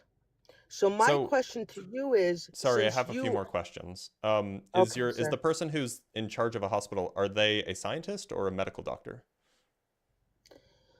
They're a medical doctor. Okay, in what, if you don't mind me asking? I don't want to share his information, sir. There are lots of medical doctors of all kinds of specialties. Sir, he's a director of one of the top hospitals in the United States of America. Is he an oncologist? Is he a heart surgeon? Why is that relevant to this conversation? Because generally speaking, I trust scientists to evaluate the scientific research, and a doctor is not typically a scientist. if he's running a hospital, I think he's very well qualified, considering it's one of the top hospitals in the United States, and anybody who's anybody goes to him. So can we move Wait, on, is he sir? running the hospital or is he seeing patients? Oh, dear Lord Jesus Christ. He's a director, sir. So then how are patients going to him? Did I say that patients are going to him? You said anybody who's anybody is going to him. Correct, sir. People that are private and well-known go to him for help. Like But medical help? that's irrelevant. You're changing the conversation, sir, and I don't understand why. Well, Why are look, you so changing the my topic? contention is that people who are not scientists in the relevant field are not qualified to evaluate scientific research. But a politician is. No, never made that claim. Okay, sir, you made the claim Scientists are.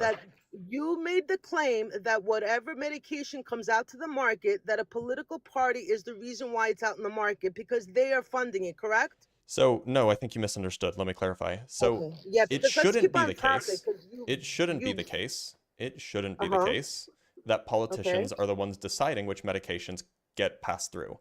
I wouldn't be surprised if it often is the case that politicians make the decision because, you know, things are corrupt and stuff.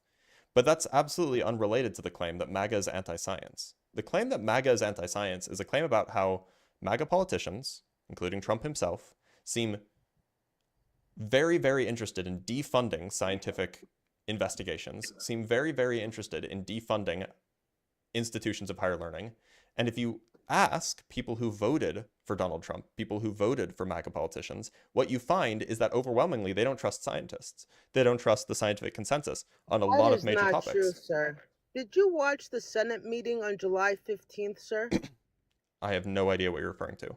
I mean, I've On polling data July backing this up. 15th, since you're on this and you're having a topic of such thing, I think you should educate yourself. So on July 15th of this year, there was a meeting with the Senate discussing this very topic about health. Yeah, Did you watch so it, does sir? that have anything to do with what I just said? Yes, it does, sir, because there were a bunch of scientists there. So considering There are a that bunch of you scientists are in on front this, of the at the Senate hearing. Okay. yes, What does sir. that have to So do with the fact that MAGA politicians are wildly the fact anti-science? They're has not to do, interested in sir, funding is that scientific research. you're spreading That MAGA voters tend to misinformation, be sir. overwhelmingly against the scientific consensus. What? You How's don't this even related? know any. You were mentioning earlier to a gentleman on here about scientific proof and whatnot, and you're spreading misinformation. Oh, You what am have I not spreading even misinformation read. about? You're not even reading any of this stuff. You didn't even. I mean, if you're gonna have a What am I spreading topic misinformation on about? Please if be very specific. I will, if you allow me, Okay. if you be Be very quiet and specific. allow Go me to ahead. finish. I will. Thank you very much, sir. So if you're about to have a topic on your live about a topic, then you should be well informed. You should also know about July 15th, sir, because I you am can't well have a informed. I don't know topic. everything, but No, I am you're well not. informed. You didn't even know about it. I'm not You didn't informed even about know everything. about You're it. right. I don't know everything. Do you know everything? Sir, when I go Have you on heard a about the live, Pew Research poll from 2024 that shows that overwhelmingly let me Republicans answer don't your trust question, scientists? sir. Like, Let me answer are you your well question. informed on that? Like, Let me answer your question. yeah, So go when ahead. I do a live, sir, I hmm know the topic I'm going to have. I am well prepared and I'm I very am well well prepared with my educated in topic. order to have a conversation. I You, am. on the other hand, are not, because you have not even bothered to read any of this stuff. You're just Oh, I've read saying plenty. whatever Yeah. comes to your head. I have tons of sources, by the way, All right. You have tons of sources. and I've read them. Yeah. And how old are they, sir? Because obviously you're not Many up of them to are from date. 2024 and 2025. Okay, so give me an example of a study of something that was rejected by the Trump administration. I can do you one better. Well, so the Trump administration doesn't like accept or reject studies. That's what journals do. It seems like it's a question Oh, because that you you should said probably. anti-science. So show No. me how So they're I was very anti-science. specific by what I mean by anti-science. Uh-huh. MAGA politicians, including Trump, are not interested in funding scientific research, as demonstrated by their actions. That's your opinion. And no, this is as demonstrated by their actions, So right? Like, show me facts. okay, yeah. So are you familiar with the scientific the proposed NASA budget for 2026? NASA budget. Yep. NASA has nothing to do about my health, does it? Is your health the only thing that has anything to do with science? No, but it's typically, Okay, because sir. I'm talking about science in general. If I'm you not talking allow about me your to health finish, specifically. that would be really nice, sir. I'm Sorry? being respectful to you, and it's really rude that you You're being continuously respectful. talk You over said I was me. promoting misinformation, and you didn't name anything specifically about me promoting misinformation. So, Well, with respect, with as much respect as is deserved, you are not being respectful. really? Okay, Really. sir. Now, so are you familiar with the No, I NASA plan to. No, Are you familiar with I the don't. NASA science budget proposed for No, sir. 2026? No, Okay, I'm not, sir. so the scientific budget for 2025 of NASA, the one that was used, was $7,334,000,000. Now, do you know what Trump's administration proposed for the science budget for NASA was? Oh no, you No, already said sir. you don't know. $3,907,000,000. So cutting the NASA science budget in half. That sounds pretty anti-science to me. You want more And how does examples? that affect your life, sir? I'm a scientist. Reduced I funding understand that. affects How my does it access affect your? to a job. Oh, so that's all it affects. So by him cutting the budget, It also it affects lowers. American scientific supremacy, if that's something you care about. How does it affect your livelihood, sir? Well, I'm a How scientist, does it so affect? it will directly affect my livelihood. Oh, so you work for NASA now? No, but the kinds of people who I would work for are also hiring the kinds of people who will not be working for NASA because those people are getting laid off. Okay, so Now, so so how do you is care about America being like the go-to place for science in the world? Do you care about that at all? America is not the go-to place It for was America, prior sir. to this year. Yeah, No, that's not true, sir. definitely is. No, it's not. I can show you proof otherwise, sir. That's what I mean In the about you top spreading 100 in the top misinformation. 100 research universities, how many are in the US? Do you know? Sir, we are not number one. That is why when people Do you get know the answer to my sick, question? sir, they. No, I don't know the number. I just know that America is below many other countries. A matter of fact, sir, you can look it up yourself. So Since you think let's check. So let's of the see top that you check 100 one thing, research sir. universities in the world, So if a woman in 36 the United 36 and of them are anywhere in the located in the world US, would according to like to Voronoi. get pregnant right now, the top doctors and So why are you researchers ignoring and my why are you scientists ignoring my are in question? Spain and in Greece. America's health is So below do you only Cuba. care about like health science? Is that the only science you care about? Hence my name, sir. Living Okay, healthy naturally. so it turns out science is more than just medical science, right? I know that, sir. I'm very And well so aware as of that. far as the top as far as the United States being dominant in science, it's absolutely the case that prior to 2025, the best place to go to be a scientist was the United States. Which university, Absolutely. sir?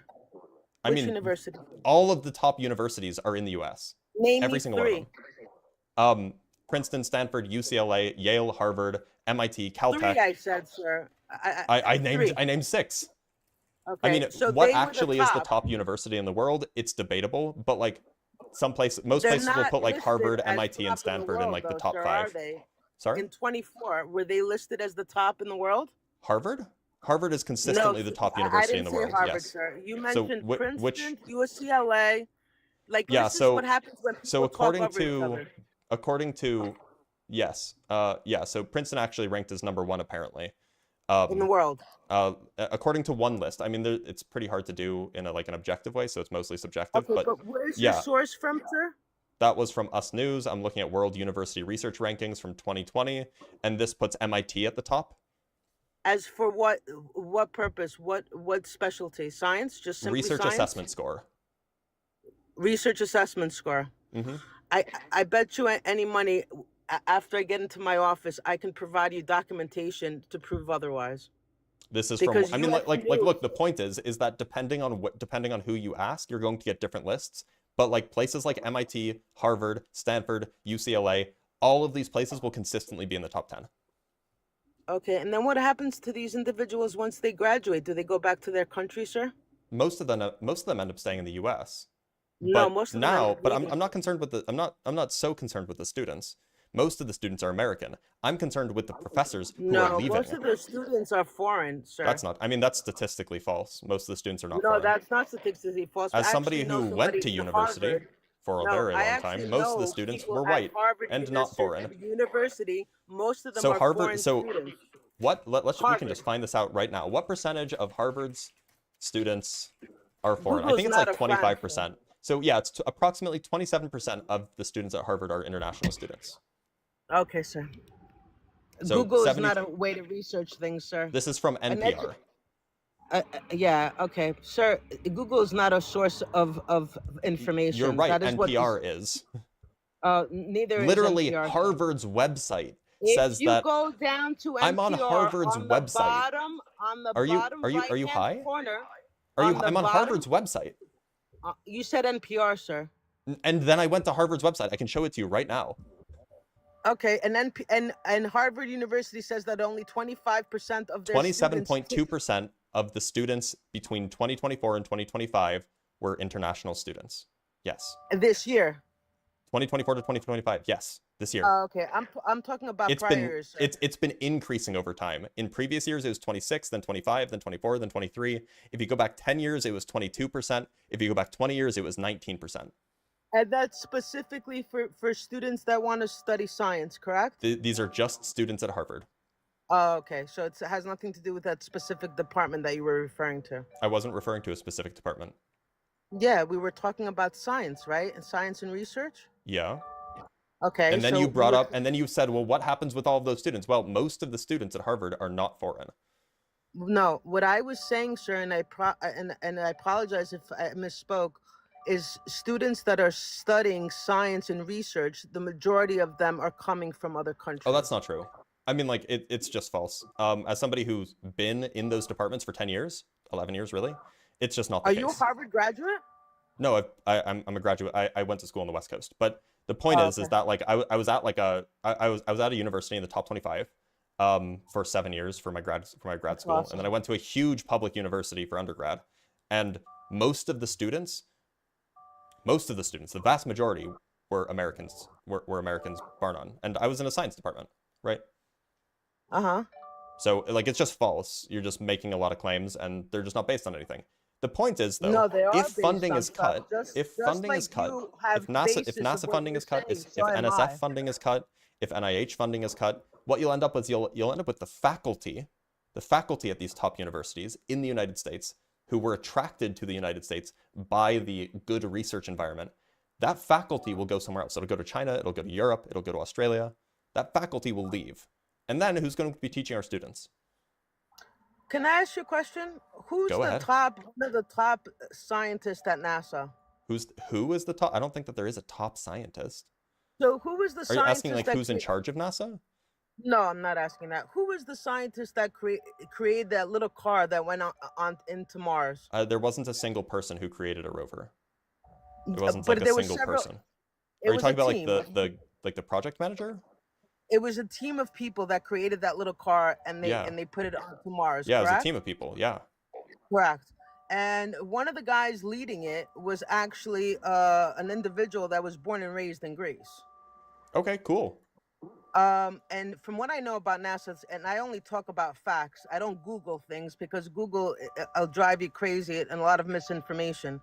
So, so if you want Where to do you talk find your about information NASA, then, by the way? I'm curious. What do you use to find information? well, when it comes to science, as when it pertains to health, I use Google Scholar. Which is a And like I subsidiary of s- Google, right? I use Google well, Scholar quite Google- frequently. Yeah, I'm familiar. Great. And But if you're looking for like every- polling data, where do you go? typically, I have people that provide me the information depending on where they work. Oh, So, where for did they example, get the information? Did they run the polls themselves? profession? No, their profession. So if they have so if you're looking for polling data, Yes. do you just email random pollsters until they have the polls that you need? No, So I how do have you get the polling data? I'm trying to answer your question. Mm-hmm. So I have people that, depending on what kind of poll I need to know and what kind of facts I need to know, they Mhm. provide me whatever information and well documented, and to make sure that it's something substantial, because I'm a truth seeker and I like to know the truth. I don't Yeah. just go because John Smith told me the sky is green today. I'm not, Yeah, so I we like use to have so Google documentation. is a good way to find sources. Are you familiar with that? No, Are it's you not, aware? sir. Oh, it's No, a great way to Google's find not. sources. Definitely. Super great way. Absolutely incorrect information. There you go, spreading misinformation. I'll give you an example. Oh no. Okay, If wait. you- Can you prove that that's misinformation? Go ahead. Yes, I can. I was about ahead. to, but you keep on love interrupting people. Yep.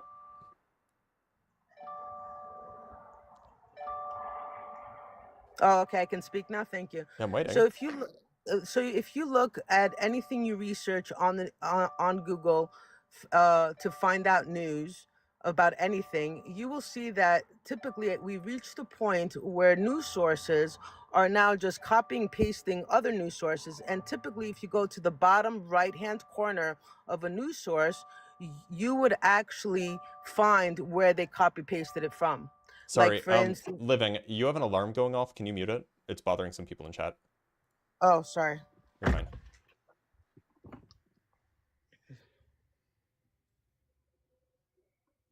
People are really mean in here. If you're wrong, you deserve to be interrupted. See, this is what's wrong with society today, man.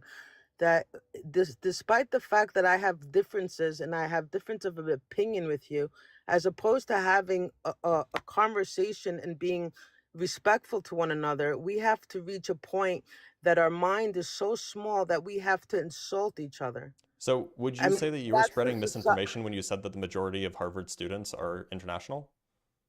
No, I'm not, because I was Well, that's referring false, to right? I was referring to students that specifically came to the college to study science and research, as you stated. I wasn't talking We can find this about information too. Hold on.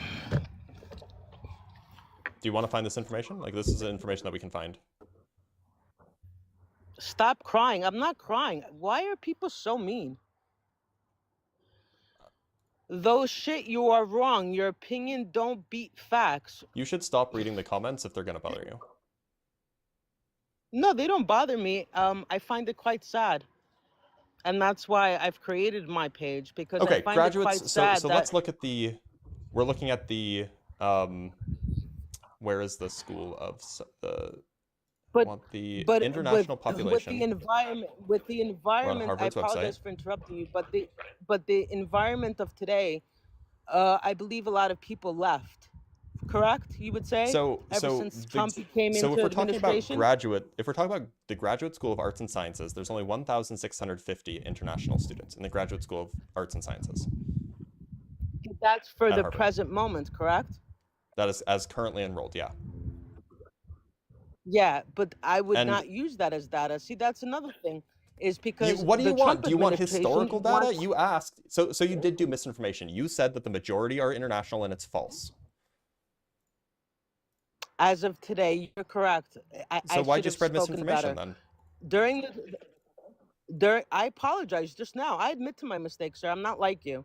So between 20 and now, during the Trump administration, all foreign people have left because of fear of the Well, administration that's not true. There's today. over 1,000 in That's the not true? Graduate School of Arts and Sciences. Okay. All right, sir. It's just false. There you go, spreading misinformation again. I'm not spreading misinformation. You just said that sir. they all left, but they didn't. The majority have left, sir. Oh, where's your evidence of that? Call up Harvard administration and ask them yourself.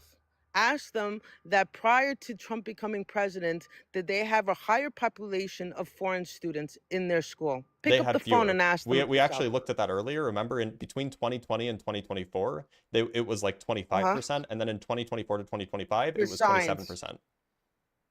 For science. Oh, so did you know that Trump's policy wasn't specific about science? I know that, sir, but we were talking about science. Fine, I give up. So I'm looking at the Graduate School of Arts and Sciences now, again, from 2024 to 2025. That has a total enrollment. It's basically 4,600 total. And we can go look and break that up into foreign enrollment. And we find that, let me just remove the United States. Yeah, so the number that enrolled in fall of 2024, this is prior to Trump being in office, was 1,735. So about 80 more people, about 3% or 4% more people. Okay.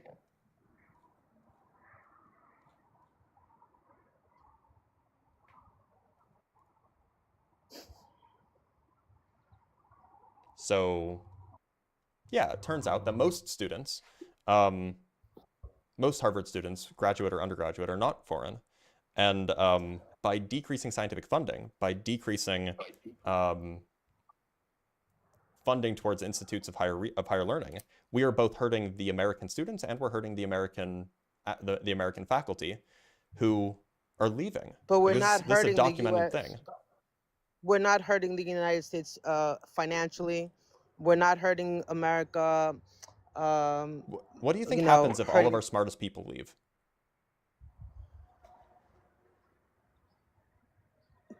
Who said that all our smartest Oh, people are this is leaving? the thing that's happening. Our smartest It's people are called brain. leaving, Yeah, and what yes, country? yeah. The And where are they going, sir? China and Europe, and a bit to Australia. Okay. I don't know, sir. I think America is doing fine, and it's gonna do fine. I'm I sure you don't. do. Yeah, absolutely, I do. Do I you think think that it would people. still do fine if, like, you know, half of our top researchers left to China? Sir, America has been doing poorly for years. I don't know why it's become America has concerning to still been people. America has had the largest amount of scientific funding in the world up until, this year, for like 50 Yeah, years. and where is that money going, sir? In It's going education, to America's universities and it's going to national in labs, mostly. between kindergarten and 12th grade, our education level is below Scientific third funding world doesn't go towards countries. education, I it's understand. not supposed to. Well, you specifically said that what is going to happen to the United States Mm-hmm. when smart people leave, correct? Yep.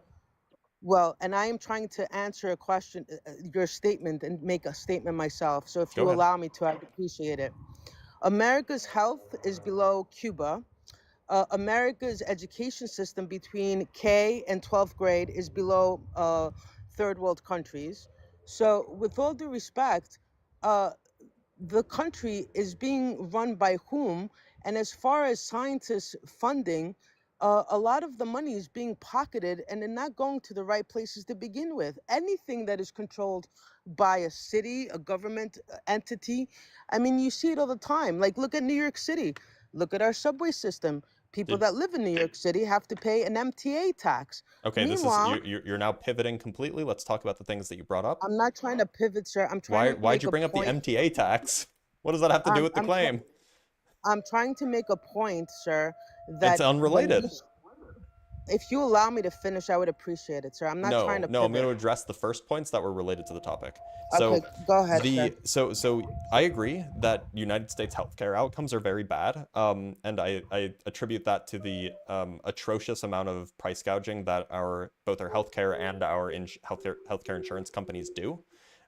We have, we're a first world country with third world healthcare. I agree. That's not really a science issue, that's a policy issue, and there's a particular side of the aisle, namely the right wing, that doesn't want to unify our healthcare system so we can have better healthcare outcomes, but that's neither here nor there. Regarding K through 12, I also agree that our K through 12 education, which is primarily overseen by the Department of Education, is really bad. I mean, it's not like the worst in the world, but it's definitely not good. And yeah, that's again, it's a political issue. It's not a science issue. That's at best it's a pedagogy issue. Now, when we're talking about like where the smartest people are coming from and where they end up, it is the case that the United States has the best universities in the world. It is also the case that because we have the best universities in the world, they attract the best brains in the world to work at them.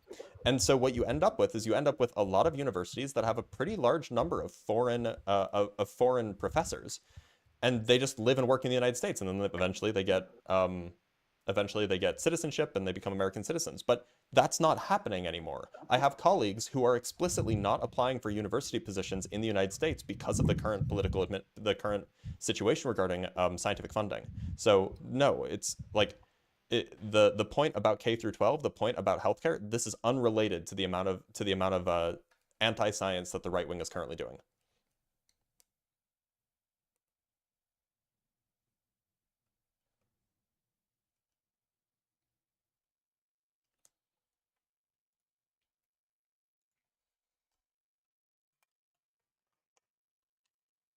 You there?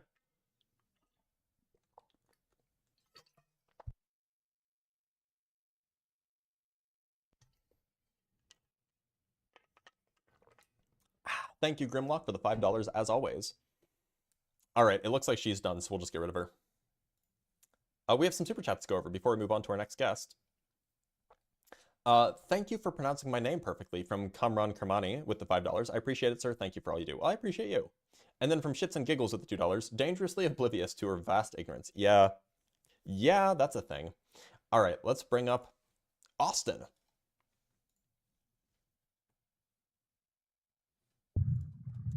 Austin, how's it going? Austin? Austin?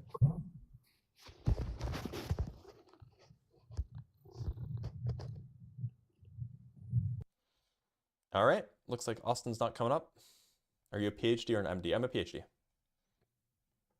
All right, let's talk to user 929-520-237-192927. How's it going? Good. Are you MAGA? No, I'm not. Well, but then I gotta let you go. Wait. There is one thing that I did not agree with you on. Certain things I do understand on MAGA, right? Let me ask you something. For example, you were talking about skilled labor being brought to America. Mm-hmm. Highly high-end labor. I feel like the MAGA got it a little bit right on this one, even though I'm not MAGA.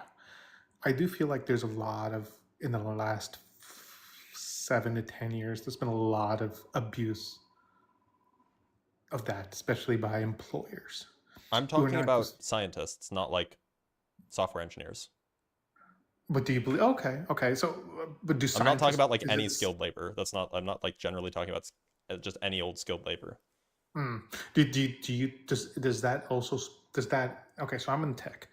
Does that spill over to science as well, or is this an issue in science as well, in the scientific world, or is this not more really? I mean, maybe at like pharmaceutical companies, but pharmaceutical companies, like I don't know a lot about them, but they have like famously very high pay, and most universities, it's just like the pay is just fixed. It's like fixed by the government, so it's not like you can like pay like a foreign professor $40K a year and like an American professor $150K. Like it just doesn't work. Okay. That's all, I guess. Okay. Well, thanks for being here. Thanks. All right, let's bring up another guest. Yeah, maybe for lab workers, but even then, like grad students famously don't get paid very much, period. So I'm not telling you what university I went to. That's illegal. All right, Shadow's not connecting. Let's bring up this person with a Greek name. Is it Ios F? Or it's Yosef. That's what your name is. Your name is Yosef. Mm-hmm. Yosef, how's it going? Good. Great. Are you MAGA? I'm not, but I do have one. Wait, Yosef, how old are you?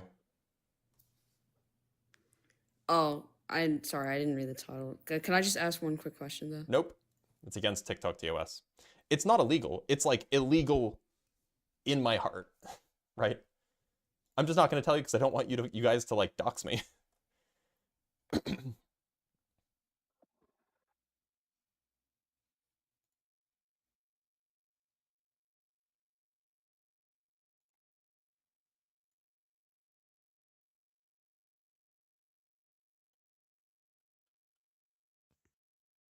Wow, everybody's just joining and then leaving. I know you want to know what my thesis is, but my thesis also has my full name on it, which I don't want you to know.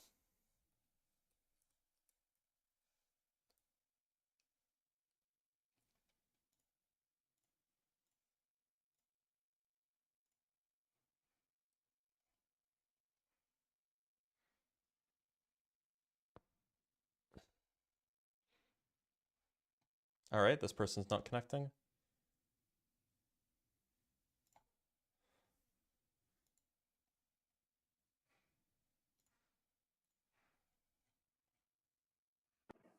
My first name is actually Doctor, and my last name is, Matt, how's it going?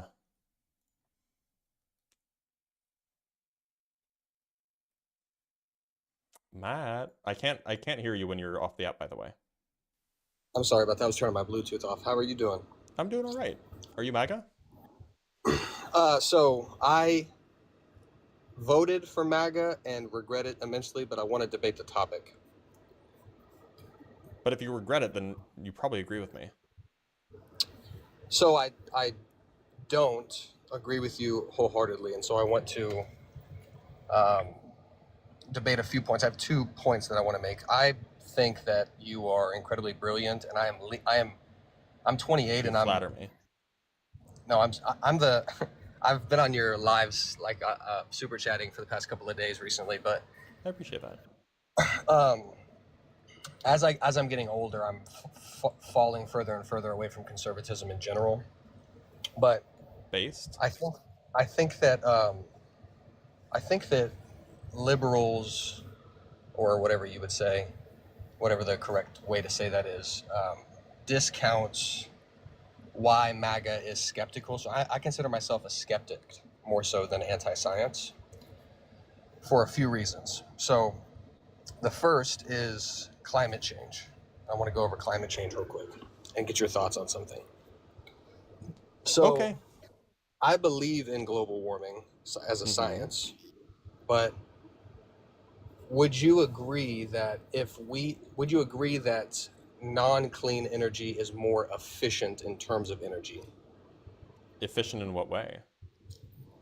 Like cheaper, but produces more energy per whatever scientific term you want to use. So like natural gas would be no, cheaper. it's not to produce cheaper. the same. It's just not cheaper anymore. Solar panels are the cheapest form of energy that we can produce in the United States. It is just cheaper to make solar panels. That's a fact. 10 years ago, you may have been right. 15 years ago, you may have been right. It's just not true anymore. Now, the one thing that dirty energy has on green energy is that it generally takes up less space, but we have a lot of space in this country. So, Well, so I don't know my, if so that's my like that's like the determining factor, right? yeah, well, that would be a stupid reason to go against it. I think that like Mr. Global on TikTok is brilliant in terms of like Trump just signed in or is talking about taking away wind turbines at a time where AI is becoming like, I believe in a conglomerate of energy sources. There's nothing wrong with having solar, natural gas, coal, oil. There is something wrong with having coal. Coal is linked to like so many deaths. Right. Okay. So take that specific one out. But my point, the reason I'm a skeptic on this specifically is not because I disagree with the approach or the goal. It's because our competitors can catch up to it. So we have the responsibility. Our government has the responsibility. If you believe in imperialism, or if you believe in like wanting to be a superpower or the biggest superpower, which I agree. Like I don't want communist China to be the moral compass around the globe. That's just my own personal belief. There's no science backed in that. I want a democracy to be the overwhelming superpower. And China has the benefit to be as dirty as possible, especially in the 80s, 90s, 2000s, and 2010s, to catch up with us far more frequently because coal, gas is far cheaper than the other positions, although it's worse on the climate. You know that China's building the most renewable energy of any country in the world, right? Yes. So I heard you discuss this, which is why I want to get into this more, so maybe learn something from you more rather than debate you on this. But so my feeling on this is that it's a noble pursuit, but if it's at the expense of China being able to catch up faster, then which one do you?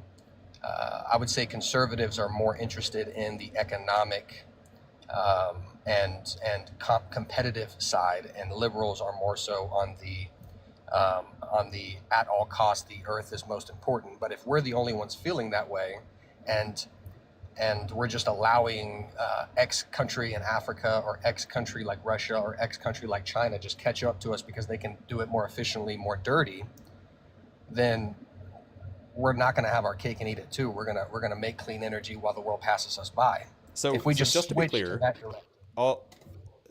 China is a signatory to the Paris Climate Accords, right? The U.S. just pulled out. But more than that, that exact same argument could be used to justify slavery. Like if China was using slaves to produce, goods more like faster than we could, more efficiently with requiring less food, would you say, slavery's bad, but like we got to compete with China? Well, I mean, no, technically, obviously not. I mean, technically they are doing that, right? Their wages are going up far faster. I mean, technically they are using like child and slave labor they used to, at least, to make extremely low. My understanding is that it's a lot better now than it used to be. But but you would never say that, oh, well, I guess if we want to compete with them, I guess we ought to start doing child labor and forced labor. Like, no, you would never say that. Right, 100%, absolutely. But I think that it's that's more morality in terms of our ability to control it versus our ability to control a global climate if they can just produce whatever they want and catch up. So it's like I feel like there's a balancing I mean, act. I'm to not be arguing clear, against China it. is emitting less CO2 per capita than the US is, right? Like that's just a fact. They're not like everybody's like, oh, they're being so dirty. Like they're not. We are I think that far I dirtier think than that they are. yeah, I think that dogma is because of how dirty they were from the 80s to the 2010s. Sure, but like nobody was Probably. doing clean energy in the 80s, right? Or the 90s for that matter. Like nobody Right. was. Yeah. So I just wanted to get your opinion on that because that's always been my approach in terms of like there's a balancing act between wanting to be a leader in clean energy, but if it's less efficient and we allow smaller countries to be more efficient just to catch up, then where's the weight in that approach? But that was my less important argument. I just wanted to bring that up because I hear you talk about it a lot. The other one is vaccines, Sure, specifically go ahead. specifically the COVID vaccine. Mhm. So I was talking to a doctor about this on Dr. Eric on TikTok, and he and I asked him this question. I want to see what your agreeing is that like if you're a doctor, you do a cost benefit analysis on benefit of treatment versus the cost of the treatment, right? And so then I asked him, I was like, so for instance, at the most dramatic approach, like even if chemo cured the flu at 100%, you would never give it because the benefits far outweigh the risk, right? So when you look at the COVID vaccine, I think this is where a lot of skepticism and MAGA anti-science was bred because MAGA, in terms of Trump, created the vaccines or was a part of it. I don't think he necessarily in that regard is anti-science, but in general, I was looking at data on the NIS and hospitalizations for 20 to 49-year-olds for COVID is 0.3%. Vaccine-related hospitalizations is 0.6%, so 600 per 100,000 versus 300. So very, very close. And so when you look at the cost, and we know now that transmission is not dictated on vaccination, right? It's strictly for. Well, no, hold on. There's a mistake. There's a mistake in reasoning here. So vaccines don't directly affect transmission. Vaccines do reduce the amount of, like, if you do catch it, they reduce viral load and they reduce how long you're symptomatic for. 100%, right. And just to be clear, what were the numbers that you cited regarding the hospitalization rate for vaccines versus the hospitalization rate for 0.3%, 0.3% for Moderna and Pfizer, and 0.6 for non-vaccinated, just COVID-related hospitalizations between 20 and 49. Oh, but you're not comparing to apples then. You have to compare Go ahead. all vaccine-related hospitalizations to all COVID-related vaccinations, or you can compare the same in 20 to 49. Well, hold on just a second. So it's 20 to 49 vaccine-related hospitalizations is 0.3%. I'm sorry, 0.6%. I apologize. COVID-related hospitalizations from 20 to 49 is 0.6. Okay, and this is a study done by NIS in 2023. 2024, looking at 2023. I'm not sure exactly. So I'm looking at something right now from 2021 to 2022. COVID-associated so this says COVID-19 associated hospitalization rates were 10.5 times higher in unvaccinated persons and 2.5 times higher in vaccinated persons with no booster dose. Okay, so let's talk about hospitalization rate, comparing people who are vaccinated versus unvaccinated. Why you look that up, my point is that the skepticism comes because I'm in agreement that you should recommend the COVID vaccination for people that have a hospitalization rate higher than vaccine-related hospitalizations at a higher percentage. It's just cost-benefit analysis to me as a logical skeptic. So I'm 28, and my hospitalization rate on average from 2023, I think is what the data set was, is 0.3% for COVID and 0.6% for the vaccinations.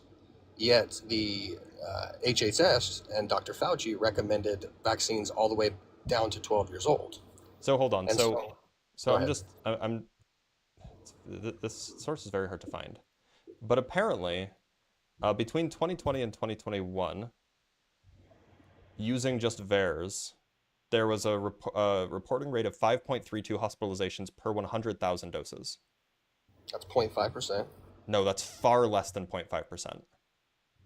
Well, whatever that percentage is would be 5 something per 100,000 based It's off five hospitalizations between 2020 and 2021 for the vaccine. Oh, you're right. I'm sorry. Never mind. That's in the hundreds. Yeah, you're right. Yeah. So this is I can't get off of the TikTok app to look at the source I was looking at because it'll kick me off or whatever. But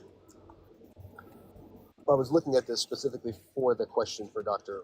Eric, so I verified it, and it was specifically with the and the hospitalization rate per hold on, I want to see this chart. Right now it's quite low. It's 0.8 per 100,000, right? But yeah. What was it during the similar time period? Come on, where's the chart? Here we go. Oh, here we go.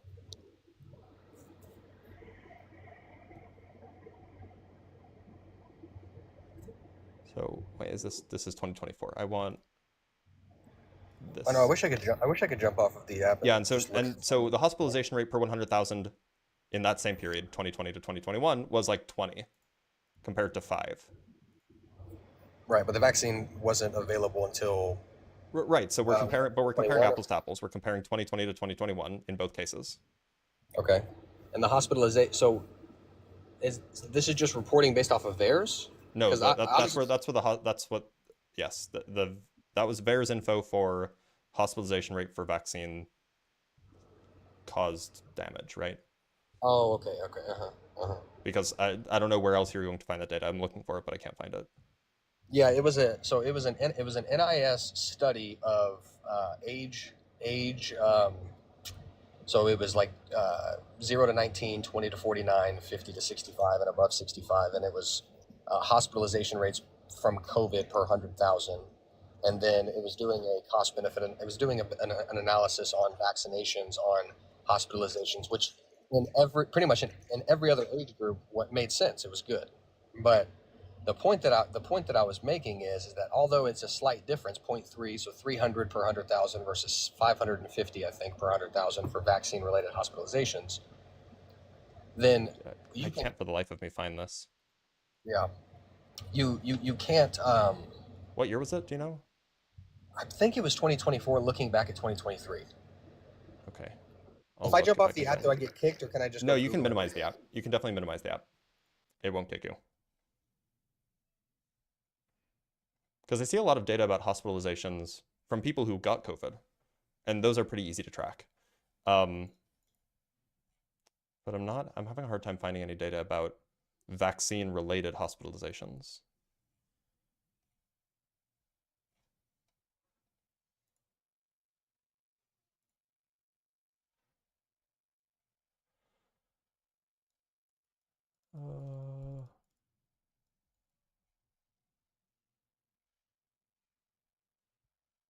Yeah, of course, hospitalization shouldn't be your main measure, but it's a way of comparing, right?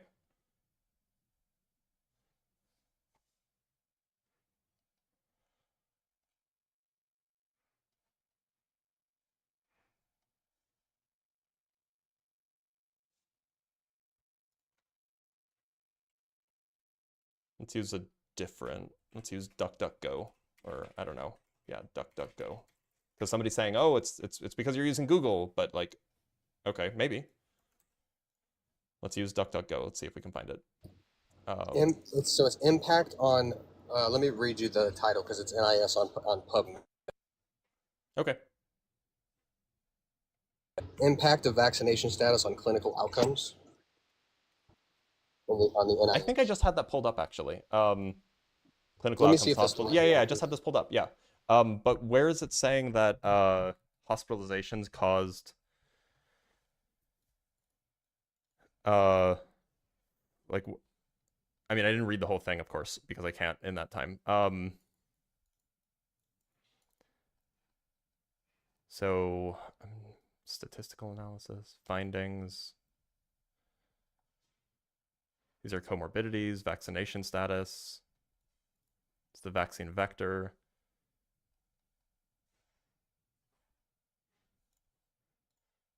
Yeah, I know DuckDuckGo uses Google, but people seem to like it anyway.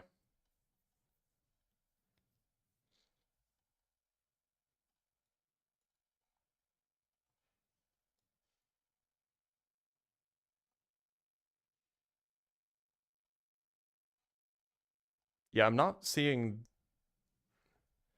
DM patients. What is DM patients? What is a DM patient? Oh, diabetes mellitus. Okay, it's just a type of diabetes. Yeah, this doesn't seem like this is actually saying what you said it says. Hold on 1 second, because I think you're right. Hold on. Okay. I was, I mean, like, look, kudos to him for being honest, but like, well, we'll see, I guess, when he comes back.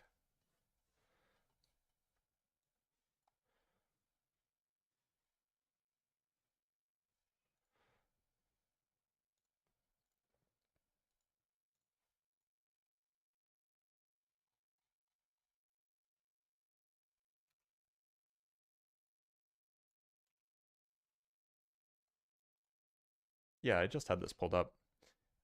And Google did find it, by the way. So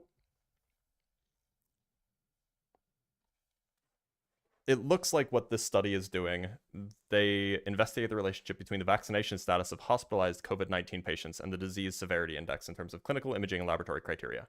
So they're just checking, is it the case that, or they're investigating whether or not people who had vaccines had better outcomes.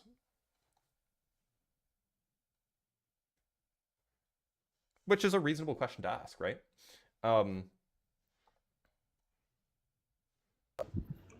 So I'm sorry. It was so for full transparency, so I could find the actual information to be correct, because I can't find the study. I asked ChatGPT to break it down. So believe it if you don't, or whatever. Because I can't ask it for the source. Like, always ask it for the source. But yeah, I mean, like, so interestingly enough, this paper comes to the conclusion that the duration of hospitalization was 5.25 plus or minus 2.34 and 6.11 plus or minus 3.88 days in groups of patients with complete and incomplete vaccination. So if you were hospitalized for COVID, you were likely to spend an extra day in the hospital if you were unvaccinated.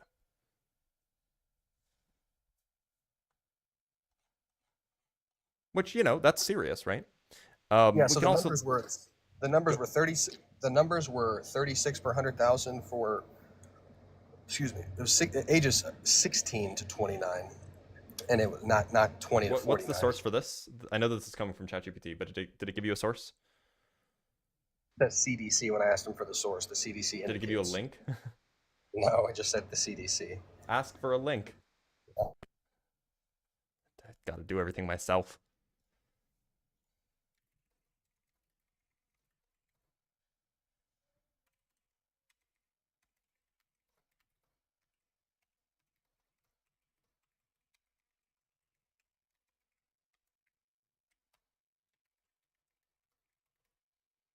This is on YouTube. It's currently being live streamed to YouTube. I'm using ChatGPT too. I'm just asking for sources. And there's a button that you can press that lets it do a web search, which is lovely. By the way, ChatGPT, I've found, can actually be fairly useful for pretty kind of mundane things, as long as you ask it to provide sources and give it access to the internet. Because it'll just it will easily find a whole list of sources, and then you can go follow up and see, make sure that it's not hallucinating. I've done it for that a lot. So let's see what the yeah, go ahead. It says cdc.gov when I click on the link. It's all it says, but it pulls up the page. But I can't send it to you. But it's just cdc.gov. Well, but like, it's like a CDC page, and so yes. What is it like? Is it some study? Is it Yeah, let me see. I'm just gonna go right back to it. Just when I pulled it up from chat, I clicked on the link that it gives you, because it gives you a little box with a little source button, and I clicked it. I just pulled up cdc.gov with the study, so it doesn't give me the like. Okay, so URL, I guess you would say. But so I'm actually yeah. Go ahead. See if you can find. Yeah. So let's see what So there were 5 cases per 1 million doses of anaphylaxis. Anaphylaxis is very serious. 100%. This is coming from, I'm just looking at a CDC website right now, and it's telling what the possible side effects are of the vaccine. And so it's giving the 5 per 1 million. So that's very, very low. But if we're just looking for active surveillance, so Factcheck.org. Post distorts misleading analysis of COVID-19 vaccine safety data. Okay. So what is the 600 blah, blah, blah, blah, blah. Articles online inaccurately report, according to the CDC's own internal data, more than 18 million people were injured so badly from a dose of Pfizer, blah, blah, blah, blah, blah. The post refers to data from a CDC monitoring system called VSafe in the anti-vaccination group. According to the group's review of the data, out of around 10.1 million VSafe users, more than 780,000 or over 7.7% had a health event requiring medical attention. Bloobly, bloobly, bloobly. And then there's a dubious website that quoted that. But VSafe collects data on any health event, vaccine related or not, and the 7.7%, even if taken at face value, was for any kind of medical attention, not just hospitalizations, up to a year after vaccination. It's inaccurate to say that the analysis identified that many hospitalizations after vaccination, and misleading to suggest that every event reported was caused by a vaccine. Importantly, a published analysis of VSafe data shows that less than 1% of participants reported receiving medical care in the first week after getting a vaccine. VSafe is not designed to identify causal relationships between vaccines and adverse events. VSafe is a vaccine surveillance program. It doesn't have the level of detail and granularity needed to accurately assess whether those events are causally related. So it seems like the source for a lot of these is based off of misconstrued or something like misconstrued and falsely attributed causal relationships. Right, because my thought process on this is that if you say that 15 per 100,000 people, which is what the CDC I'm looking at now, it says like between the ages of like 18 and 29, 15 per 100,000 people get hospitalized with COVID, like usually with myocarditis, because that was a big concern, especially back then for young, healthy individuals, especially in men. And then let's say that number is the same or more for COVID or for COVID hospitalizations, so vice versa, right? 17 for COVID. Let's say it's 21 for vaccines, right? In terms of hospitalization. But related. that doesn't seem true. Like, so even if we look at, that's what I'm saying. So if we could find that, and that if I could find that data yeah, set, so like what is the vaccine injury rate per 100,000 for ages 18 to 29 is what I was trying to apparently if it's five. So it was shown by the U.S. Center for Disease Control and Prevention that infection with SARS-CoV-2 increases the risk of myocarditis by 16-fold, from 9 cases per 100,000 to 150 cases per 100,000. So we have 150 cases per 100,000 for myocarditis if you get infected, right? And the vaccine is 9? And no, I'm looking for what the vaccination rate, for what the... It's high, it's lower than the infection. I know that for sure. The incidence of vaccine-related myocarditis was 0.95 per 100,000, as opposed to 150 per 100,000. Yeah, that's insane. Yeah, so that makes perfect sense. Yeah, so you're 150 times more likely to get myocarditis from COVID than it is from the vaccine. Right, yeah. So if that, so that just debunks it in general. So the whole reason I came up here was because I thought I had found data that said 300 per 100,000 between the ages of 18 to 49 versus 0.6. And my question is like, if the doctors recommend that and they don't do their own cost basis analysis, like, is that enough to chink the armor for being skeptic? Which, of course, the answer is yes. But if the data is wrong and it's not that, then... Well, but here's the thing. Here's what I would say, and this is just a broader statement that I think is probably relevant. The people who are most equipped to be familiar with the data are not going to be like podcast hosts. It's going to be the epidemiologists, the virologists, right? So the claim that, oh, you found the data that proves, like, if that's the case, the people who wrote the study would have also been aware of it, would have told all of their colleagues, and we would have been hearing that.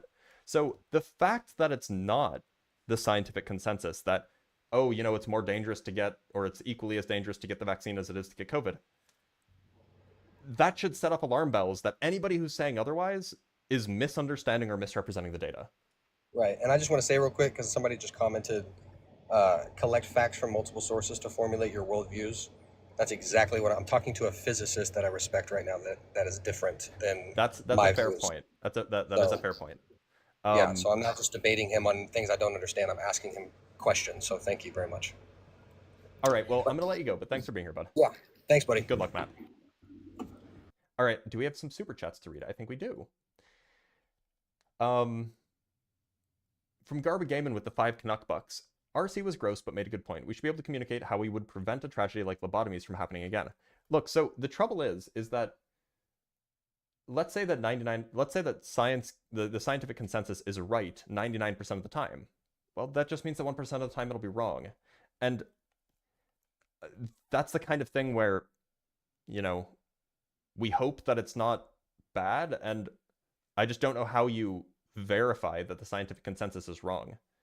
Because it's certainly not going to be from like random people, just like it's certainly not going to be from like random high school dropout who watched a podcast who came to the conclusion that, you know, the scientific consensus about robotic consciousness is wrong. Like, that's not going to be the person who we should trust rather than the scientific. Like, it's a tricky question. Surely, I agree. But the solution is not to listen to podcast hosts.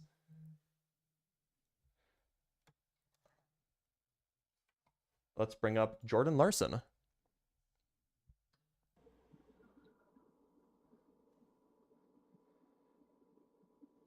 Hello, Jordan, how's it going? going all right. I had requested up because the last guy. I'm an MD. Oh, okay. And yeah, Well, if you want to talk I- for 30 seconds and just summarize everything I got wrong, that'd be great. Otherwise, I'm going to let you go. No, you were pretty spot on. I mean, you know, largely, like the biggest risk of like the COVID vaccine is, or the most frequent risk of the COVID vaccine is myocarditis or pericarditis. And like you said, your chances of getting that are much higher with COVID than with COVID vaccine. So no, you were. I actually have a question. Maybe you know the answer to it. Uh-huh. What is the mechanism by which the vaccine occasionally causes myocarditis? Yep. So it's a good question. So it's the same reason that COVID itself causes myocarditis. Okay. That's I mean, so you don't I mean, if you want to explain more you can, but that was exactly my question. I mean, it would check out. They're both the virus. And if there's a response to the virus, then they're not both the virus. It's actually it's pretty interesting. or just you're a right. fun- You're right. Go ahead. a fun little primer on kind of how the vaccine. So mRNA vaccines are so cool because I'm sure that you know this, but Yeah, go ahead. you know, like just for the chat, like the way that you know your body makes proteins is it's got DNA, that's the kind of base code for the protein, that gets transcribed into RNA or mRNA, specifically messenger RNA, and that gets translated by ribosomes into a series of amino acids, and then that amino acid polymer is a protein. So an mRNA vaccine gives your body that intermediate step, that RNA, and then your body itself, the cells, you know, that mRNA gets into the cells, it goes to the ribosomes, and your body's own ribosomes generate the protein that is the epitope, which is that kind of immunogenic molecule, that molecule that forces an immune response. Your body creates the epitope itself. In this case, in the case of the COVID vaccines, it's typically the spike protein that they use to bind with ACE2 receptors that are, like, you know, often found in the lungs. That's why it, you know, attacks the lungs and stuff like that, these ACE2 receptors. So the spike protein is what, you know, the COVID vaccine uses to bind to the receptors, you know, which then allows it to get into cells. So like by, you know, kind of creating that spike protein, your body learns to recognize it, and then, you know, your body can identify it on virus particles and prevent their kind of entry into cells and help, Right. you know, prevent infection. But So there's is a it there's a bit is of it the molecular spike proteins that cause the myocarditis and the pericarditis? So so myocarditis is inflammation of the heart muscle itself. Pericarditis is the heart sits within Like the a sac, pericardium, which right? is like a kind of fiber sac, exactly, yeah. And so it's inflammation of that sac. I was looking up some papers too. Apparently it's molecular mimicry. So there's enough of a resemblance between, I think it's the spike protein, but one of the epitopes, but I think it's the spike protein. There's enough of a resemblance between the spike protein and one of the proteins in cardiac muscle tissue, or like in, you know, I guess also pericardial tissue, but in your body cells, that your immune system can sometimes get a little confused and attack your body's cells. I see. Okay. Instead of the virus particles. I see. Okay. And so then it would make sense why you have less exposure to these proteins when you get the vaccine, but you do still have some exposure, so it can still. I see. Okay. Yep. and you obviously have a much bigger immune response to the virus itself than Right. you do to the vaccine. But it's a similar reason that people get, for example, like rheumatic fever following like strep infections. It's molecular mimicry between one of the, I think it's like protein A in strep bacteria, and then some cardiac muscle tissue, and that's how you get rheumatic fever. It's a very similar kind of process in that regard. Oh, okay. Well, the more you know. All right, I'm gonna let you go, Jordan. But thanks for being here. I appreciate that. Yeah, absolutely. All right, have a good one. Is my audio okay? I feel like it probably was better when it was down here, maybe? Okay, let's bring up another guest. All right, let's bring up Nick Bartygueen. Nope. Oh, yep. Nick Bartygueen. Yep. Nick, how's it going? Good. How are you? I'm doing all right. Are you MAGA? Partially. I don't necessarily like the idea of subscribing to a movement wholeheartedly. I think it's Did you ideologically vote for Trump? dangerous. But yes, I did. Do you agree with most of Trump's actions or policy decisions? I think barely. I think barely most. I think I would probably sit right around 55%. So yes, still most, Okay. but not wholeheartedly. All right, I have 4 questions First that of I can. all, I would like to. Before we start, can I ask you 4 questions just to get a feel for where you are? And they're quick. They can just be yes or no, and then we can just move on. Of course. Yeah. So, do you think that humans are the main cause of climate change? Yes. Okay. The main accelerator, maybe not the main cause. Do you think that humans evolved from non-human ancestors? Yes, absolutely. Do you think that the vaccines typically administered to infants are generally safe and effective? Yes. And do you think that, well, actually, we can just leave it there. That's fine. Okay, cool. So you wanted to, well, okay, let me ask this. So do you think that the MAGA movement in general, meaning like Trump's base and like the collection of politicians that are kind of sycophantic to Trump, do you think that the MAGA movement is generally pro-science, anti-science, or neutral?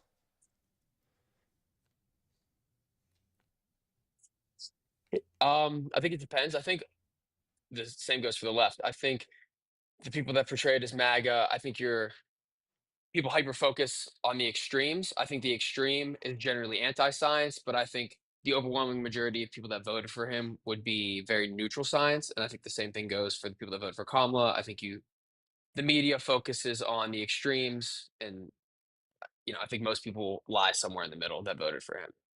What would you say if I told you that, according to a Pew Research poll from 2024, the end of 2024, amongst Republicans that were surveyed, barely more than 50%, I believe it was 52%, said that most research scientists are honest?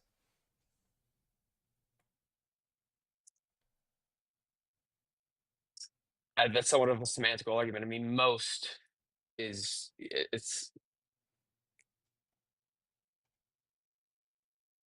I mean, honest is. Can you repeat that one more time for me? That so was 50, okay, so the Pew 52% Research of poll Republicans said most. So the poll was basically this. It was like a list of qualities: intelligent, honest, good communicators, socially awkward. A list of a whole bunch of qualities, and it says check the ones that you think describes most research scientists well. And so the thing that is very stand out to me, some of these are like expected, like both Republicans and Democrats think that generally research scientists are intelligent. Fine, that's not so surprising. But the thing that's really, the thing that's kind of disturbing is that if you're people who mark themselves as Republican or lean Republican, only 52% of them checked the box for honest, whereas 80% of Democrats or lean Democrats checked the box for honest. That's kind of, and So that's kind of disturbing. was the study structured in a way of like, was the study structured in a way check yes or no, or just select? It was just a checkbox of which of these following statements describe most. It was just a checkbox. Which of these statements describe most research scientists well? And I actually could probably pull up the explicit, the actual questionnaire if you want to see it. Sure. Yeah. No. Yeah. Let me pull it up. I have it right here. Here we go.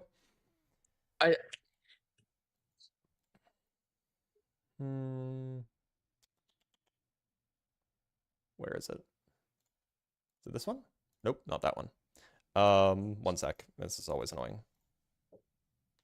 No, take your time. Brave. Here we go. Okay, here we go. Right. So here's the questionnaire. I don't know if you can read it. So Okay. So the items were randomized. Like, you know, all of the order and stuff was randomized. And, you know, there was a few different ways that it could be administered. It could be administered via the web or otherwise. But the question was, in general, how would you say each of the following statements describe most research scientists? That's what it says here. And so, depending on what order it's in, like if it was the first item, it would be that. Or if it was like after, it would be like next. In general, how would you say this describes most research scientists? And then it's just a list. It's just a list, and then, you know, they either say yes or no to each one. Intelligent, good communicators, focused on solving real-world problems. Closed-minded, don't pay attention to the moral values of society. Honest, skilled at working in teams. Cold, socially awkward, feel superior to others. And then the option was either it describes research scientists well or it does not describe research scientists well. Why am I getting, so many? Go ahead. I disagree with that 52%. Then I think an overwhelming majority of I think they're I wouldn't classify them as honest. I would classify them as objective.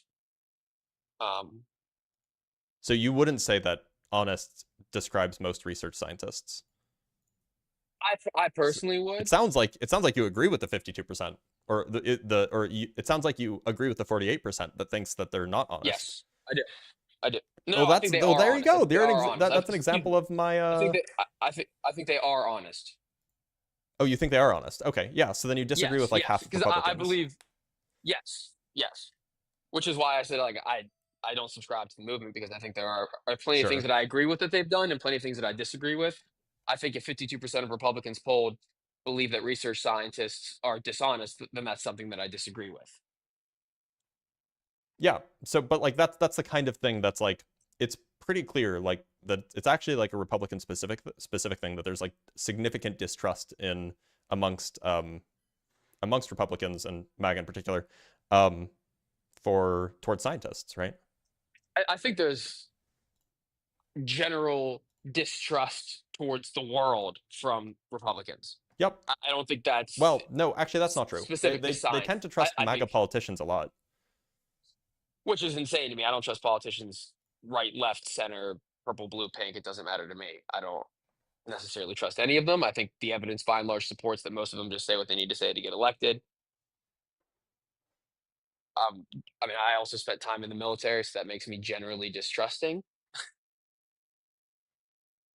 Well, but look, what I'm saying is that like the data is pretty clear that like if you compare and contrast people who lean left and people who lean right, people who lean right are more willing to disregard scientific consensus. People who lean right are less willing to be interested in funding higher education and scientific research. People who lean right are more willing or are less willing to think that scientists are trustworthy. Like this is just the case, right? I agree. I mean, the evidence supports that. You're not going to get an argument from me on that. I mean, that's what the background is. So, I mean, like I said, I completely agree with you. I mean, the evidence says that you're right. You're right. I mean, that wasn't what I really intended on debating. What do you want to debate? Well, first of all, I want to thank you for actually debating people that come from an opposing point of view. I think we're at a point now where we don't talk to people from the other side. We have this huge problem with confirmation bias, where everybody just talks to people that agree with them, and they do not get the point of view from the other side. I think that's largely important and something that nobody really does now. So I appreciate what you do. Well, I appreciate you appreciating me.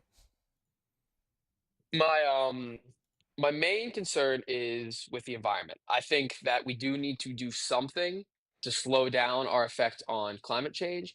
But I feel like, in particular, the left is putting the cart in front of the horse. They see a problem, but they don't have a solution. And so they're kind of just throwing a bunch of things at the wall to see what sticks. And that's having an adverse effect. Like, for example, electric vehicles. I think transitioning away from fossil fuels, especially with vehicles, is a good idea. But like right now, we don't know how to properly and ethically dispose of the batteries. I think the lithium mines are terrible for the environment. But to be clear, like neither of those are climate change problems, right? Transitioning to electric vehicles? No, like lithium mining, bad for the environment, I agree. Not a climate change issue. Disposing of lithium batteries, bad for the environment, I agree. Also, not a climate change issue. Okay, then environmental issues. Yeah, sure. Sorry. But like I if you're asking for solutions to Um, like climate change, which is a big problem, and I think that you said that you agree with that, then that will require big solutions. And it could be the case that those solutions could have negative effects in other ways. And if we don't have a better way to handle those solutions, then we might just have to deal with that and then deal with the outcomes of the solutions as they come. But don't you feel like that's partially cyclical, and we're just going to keep running and running and running around in circles and consistently making the planet worse if we just keep developing new problems, new problems, new problems, and we end up on this 10-year timeline to fix the problems caused by what we think are the solutions? Doesn't that just mean we're exactly where we left off? Don't you think we No, should because slow down? like for example, arguably, the ozone layer hole was a bigger problem than climate. Well, I don't know. At least at the time, it was a bigger problem than climate change. So even if we had to accelerate climate change at the time to fix the ozone layer, because that's like cancer causing, right? Then you fix it, and then you have a less bad problem to solve, and then you fix that, and then you have a less bad problem to solve. As long as the solution is not worse than the problem, then you implement the solution. So you don't believe that any of these solutions are creating problems that are worse than the current problem? As far as I know, there's no evidence of that. Okay, and then what are your opinions on shutting down, for example, like the Keystone XL pipeline, and then transitioning to importing more oil, and importing oil from countries that have a larger carbon footprint per Hold barrel on. than the The United Keystone States? Like, XL for was example, for Canada, Venezuela. right? No, it ran from Canada into the United States. It supplied the But U.S. from refineries in the northern region of Canada. I just want to double check because there's if I remember correctly, there was like a common misconception about this. The Keystone XL pipeline, this is from Alberta, and I could just be wrong about this. Blah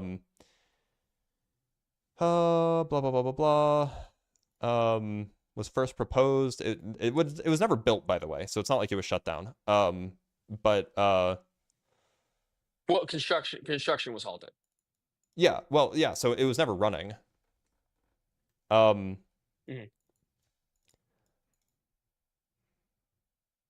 So I guess it was to carry crude from Western Canadian oil fields to Gulf Coast refineries.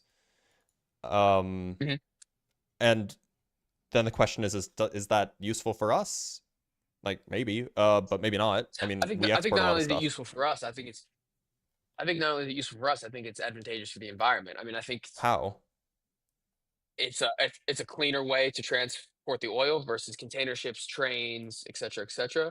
I mean, you're just shipping it in a pipeline, assuming there are no leaks, no So transport disasters. is like one of the like shipping is one of the smallest contributing factors to climate change. But it still is a factor. I mean, it still plays a role. Yeah, And I'd again, I rather think that not. is an I'd rather example not of putting the have cart in front of the oil horse. being used at all. I agree. I mean, I think which kind of brings me to my last question is, But what do to you be clear, it think wasn't shut down the it wasn't shut down because of climate change or whatever. It was shut down because I guess it was crossing over like sacred land, right? that was the reason they used to shut it down. But I mean, Biden, before his presidency, made it very It was clear that he was going to shut it down. Wasn't it shut down by the stating- Supreme Court? I don't believe so. Hold on. I believe it was an executive order.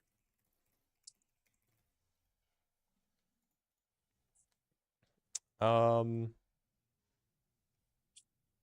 see.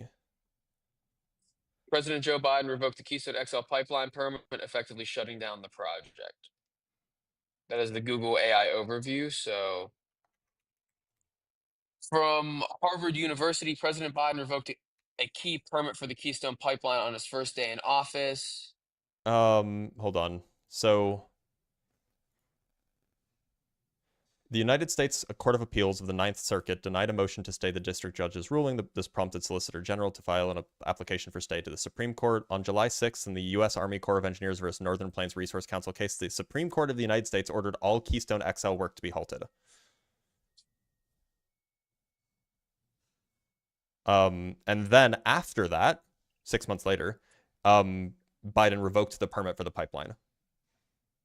But yeah, it was the Supreme Court that shut down all work.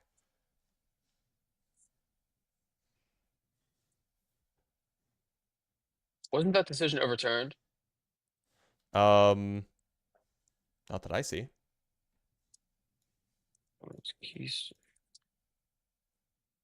I think it's pending, actually. Maybe. Yeah, I actually don't see any update on this. Maybe it might still be pending. Might still be in court. Well, no, so it was a part, in some sense it was like a partial ruling. Let me pull it up again. So the order, however, did not affect any other present or future pipeline constructions in the US and would be enforced until the Circuit Court and then the Supreme Court deliver their final rulings. So they ordered that all Keystone XL work would be halted. And then I don't see anything about, well, I guess they just dropped the case because the permit was removed after the Supreme Court halted the construction. Okay. So it was a combination of not just. But then Donald Trump rescinded the executive order that canceled the permits. In tandem, shutting it down. So. But anyway, yeah, I mean, the reason why it was shut down by the Supreme Court was because of it was by the Northern Plains Resource Council, which is an environmental thing. Like, they want to protect their water, land, air, and working landscapes. And like, that's a thing that you can do. You can, like, we have a duty to do that. Anyway, so this is all to say, like, this wasn't over like climate change stuff. This is over people wanting to protect their land, which is fair. What do you think, as a physicist, the main opposition to nuclear power is? Are you in favor? Are you It's expensive to build, and people don't want to buy their house. Would you be in favor to it on a larger scale? I generally think nuclear is a good idea. Yeah. Yeah, I generally think that nuclear is generally good. As long as it's done well. The trouble with nuclear is that it doesn't solve the climate change issue because it takes 20 years to build a new nuclear plant. Yeah, I mean, I think we should have started this much longer ago. I agree. I mean, if we had started doing this in the 90s, then Chernobyl. maybe we wouldn't have been in this problem. But we're not in this problem, so we need to act fast. And you don't want to be building nuclear reactors fast. You don't think we could do so safely? No, quickly? the You think reason why those it are takes, the mutually- you reason think- why there's so much permitting and red tape is because it's so dangerous if you do it wrong.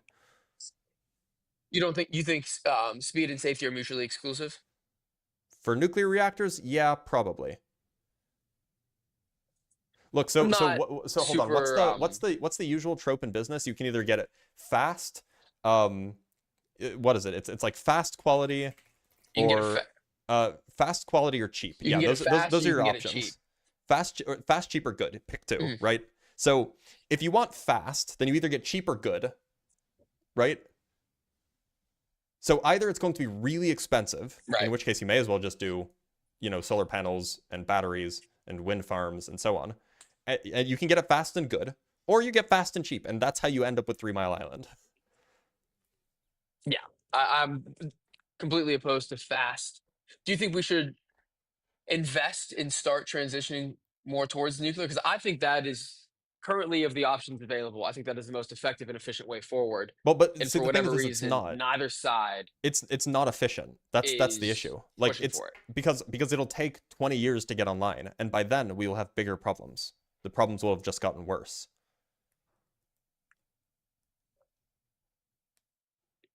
You don't think we could add nuclear power to the conversation, to the solution, while simultaneously doing other things? I mean, you can, but that just means that you're taking feel like funding away we from other could- things. That's the issue, right?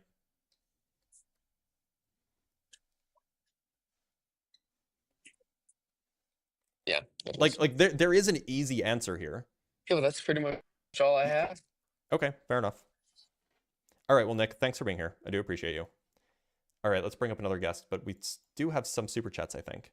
No, we don't have any super chats. No super chats, y'all. By the way, if you want to join the Discord and ask questions or talk with like-minded people, there's a Discord link both under the YouTube video that you're currently watching it on, or if you're watching on TikTok, you go to my bio. In the link tree in my bio, there's a link to a Discord.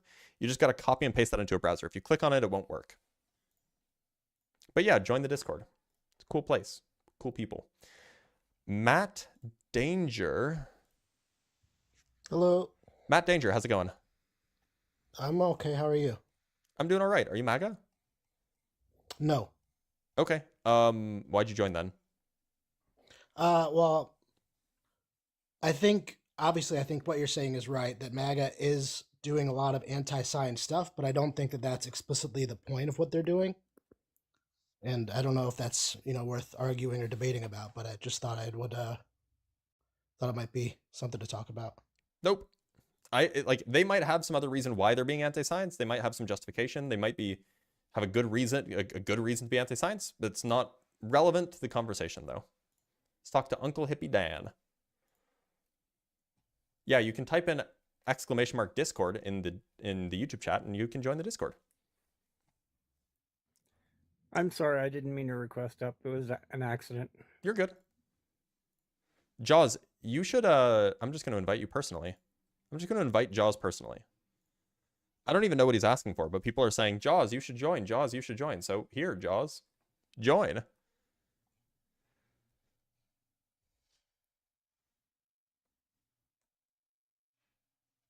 No, Jaws, you don't want to join. Doing the !Discord only works on YouTube, by the way. All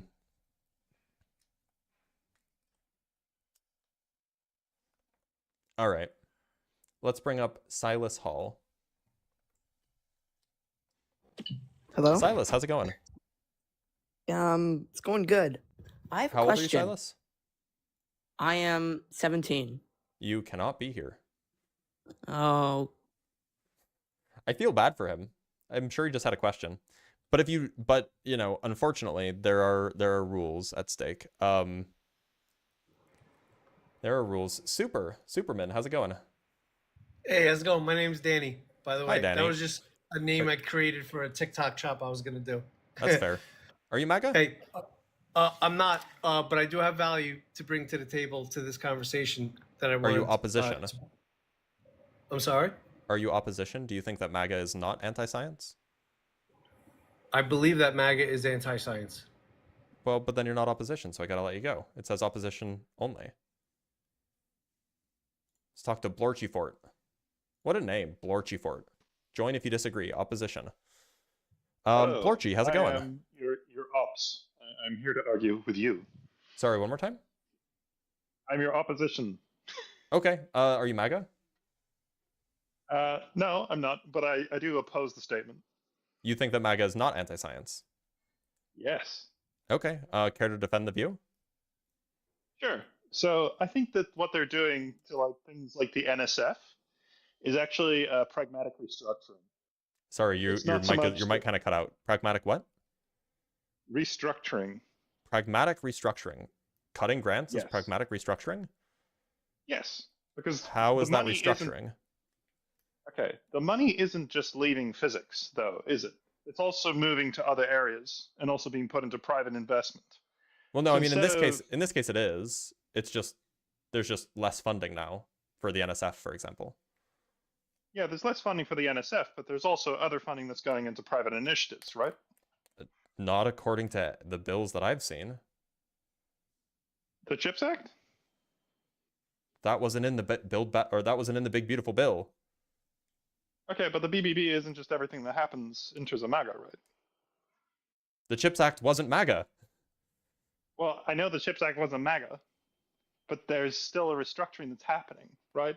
So I'm saying... So when the CHIPS Act existed, there was, good things happening. And then MAGA got in charge, and now they're removing funding. They're not putting it somewhere else. No. But which funding got released for the CHIPS Act? Before By- MAGA cut it short. By BBB? Yeah. Not all So- of it went. Yeah, I know. I think like $27 billion went to climate change initiatives, and I could go look up the data for the rest of it. It stayed with silicon. So they released the money for the chips, but they didn't release all the money for the other kind of like adjacent sort of development stuff, which is more kind of like long-term theoretical, I guess you could call them moonshot technologies. So to be clear, the CHIPS Act, as far as I know, didn't increase funding to scientific research. But it was a good bill, but not for that reason. Okay. The point is that I'm trying to stand by here is that there's still science happening. It's just not necessarily going to be. There's just going to be less of it. Consider black holes, right? It's not going to be string theory. It's not going to be, these kind of like adjacent out there. It's not going to be basic science. Which are intellectually fascinating, but they're not interesting for like short-term dual-use technology. It's not going technology. to be basic science. You're right. They're not. They're not interested in funding science. They're interested in funding things that will make them rich. This is not necessarily the case, though, because there's still science that's happening there. It's just closer to the application So scale why did than they? maybe, So to be clear, they cut half of they cut half of NASA's science budget. Yes. Did they increase funding? Was there any increase in funding proposed by the same budget? There's now more private contracts that are going up to SpaceX. So there's still SpaceX doesn't do any science. Doesn't have any science missions. Okay, well that's not really a problem because they're still doing science. They're just they're doing not. SpaceX doesn't do any science. They build rockets. They don't do any science. What do you mean? Are you saying that there's no private contractors that are looking to industrialize space? Are you saying that's the thing that's not happening? What? That's not science. That is science. That is science. How is that science? Wait. So to be clear, the SpaceX builds rockets and puts things in space really well. They do a really good job doing that. Yes. If you wanted to cut NASA's like aeronautics division because of that, because we're going to put more funding towards private industry, I would disagree with you, but like that could at least be justified, right? Because we're saying, we're going to shift funding from like this governmental thing to like this private thing, whatever, fine.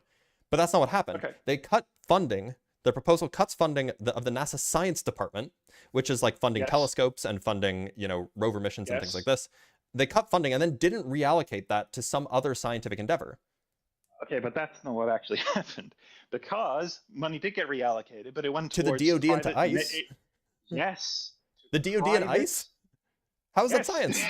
I know it sounds insane, but they are actually reinvesting it into space industrialization. So it's not that it's actually going missing completely. It just means that long shot. Wait. Where's the evidence of this? You're more than welcome to look into space industrialization. Yeah, it's a whole industry. Look, if you're gonna make a claim, like, you should tell me. Yeah, sure. Where like what the evidence is and like what exactly, because like when you say space industrialization, that could just be like giving money to billionaires to build things in space, or it could be like funding material scientists, which would be different. Like those are two different things. So when you say space industrialization, what does that mean? That's the thing, though. Okay, we are giving money to the billionaires, and the billionaires are doing science in space. Are they? What science are they doing in space? They are. What science? Okay. Space industrialization. So they're looking into where's the science and what is the actual science that they're doing? Stop interrupting me for a second. I'm trying to think. So there's material sciences that are happening, right? So they're looking at like zero-G manufacturing technologies. They're looking at zero-G, like the biotech that they want to do up there. There's like organ printing. Like there's all these like applications that they want to figure out in zero-G, right? So this is like a whole industrial stack that has never been explored before. Now, you can disagree with me, and you can say, well, that isn't science. And I will say to you, well, no, that is science. It's just science that's very close to the application side, right? It's not... Hold on. Okay, yeah, no, it's not the beautiful science. It's not. Was it science when Henry Ford built the... Was it science when Henry Ford built the assembly line? Was that science? I'm sorry. Are you saying that he had to figure out a Carnot cycle for him to like be doing any kind of like relevant technological advancement or scientific inquiry? Wait, can you answer my question, please? Can I answer your question? Yeah. Okay.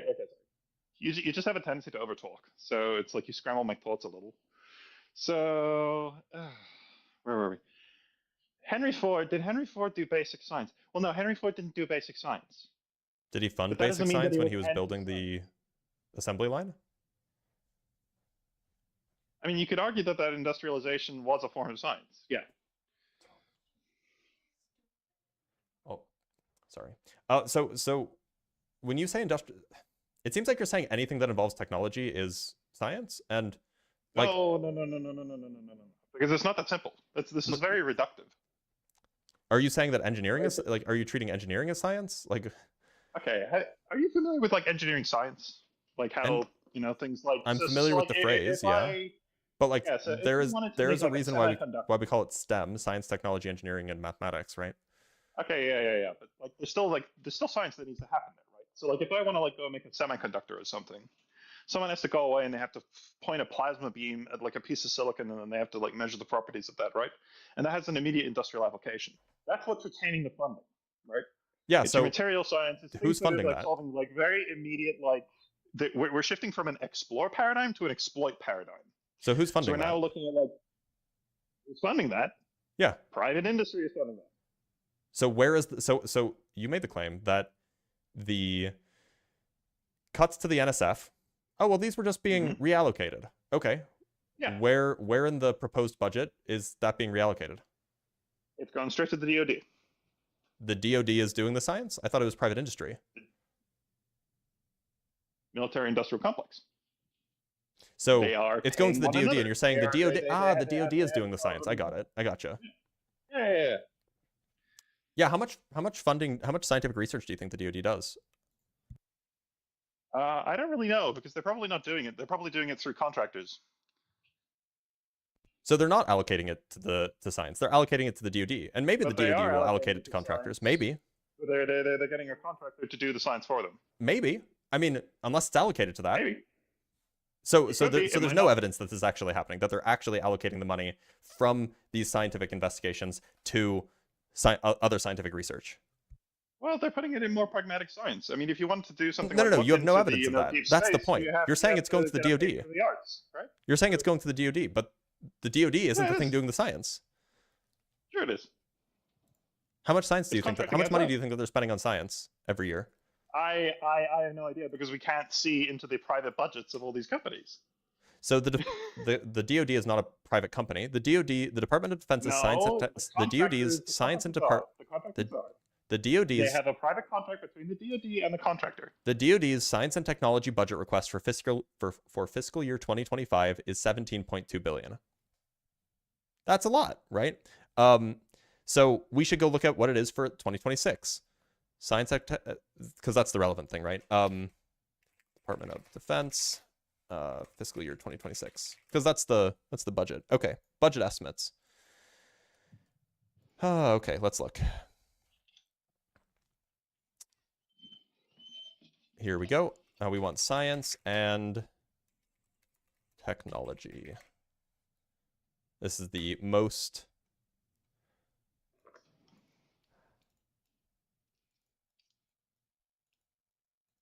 So it's lower. It's lower. Oh no, sorry, that's manufacturing science and technology program. That's analytic assessments. Hold on, this defense-wide You might also want to look into like DARPA and stuff like this. Well, you said DoD, right? Yeah. Oh yeah, that would fall under it. This document is so long. Yep. Defense technology innovation. It's not really the relevant thing. Applied research for the advancement of science and technology. That might be relevant. It's the same as it was last year. Sorry, I'm just skimming through this. This No problem. is. That's not this science and technology. The S&T is what it's called. It's like a specific thing.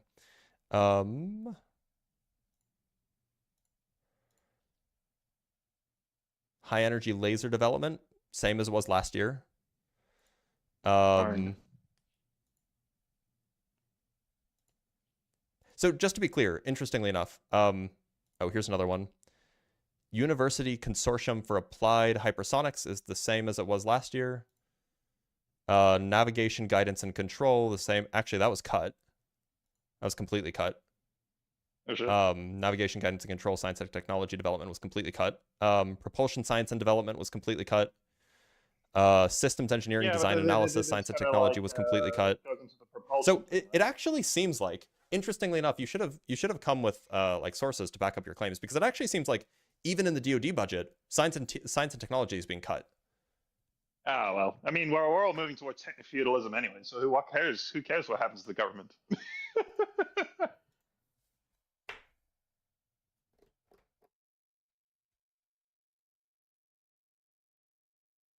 All right, I think I'm gonna end the live here. That made me sad. So yeah, today's Friday. I will be live on. I will be joining Truth Wanted on the Truth Wanted channel. It's a subsidiary or something of the Atheist Community of Austin. I will be live on Truth Wanted today at some time. What time today?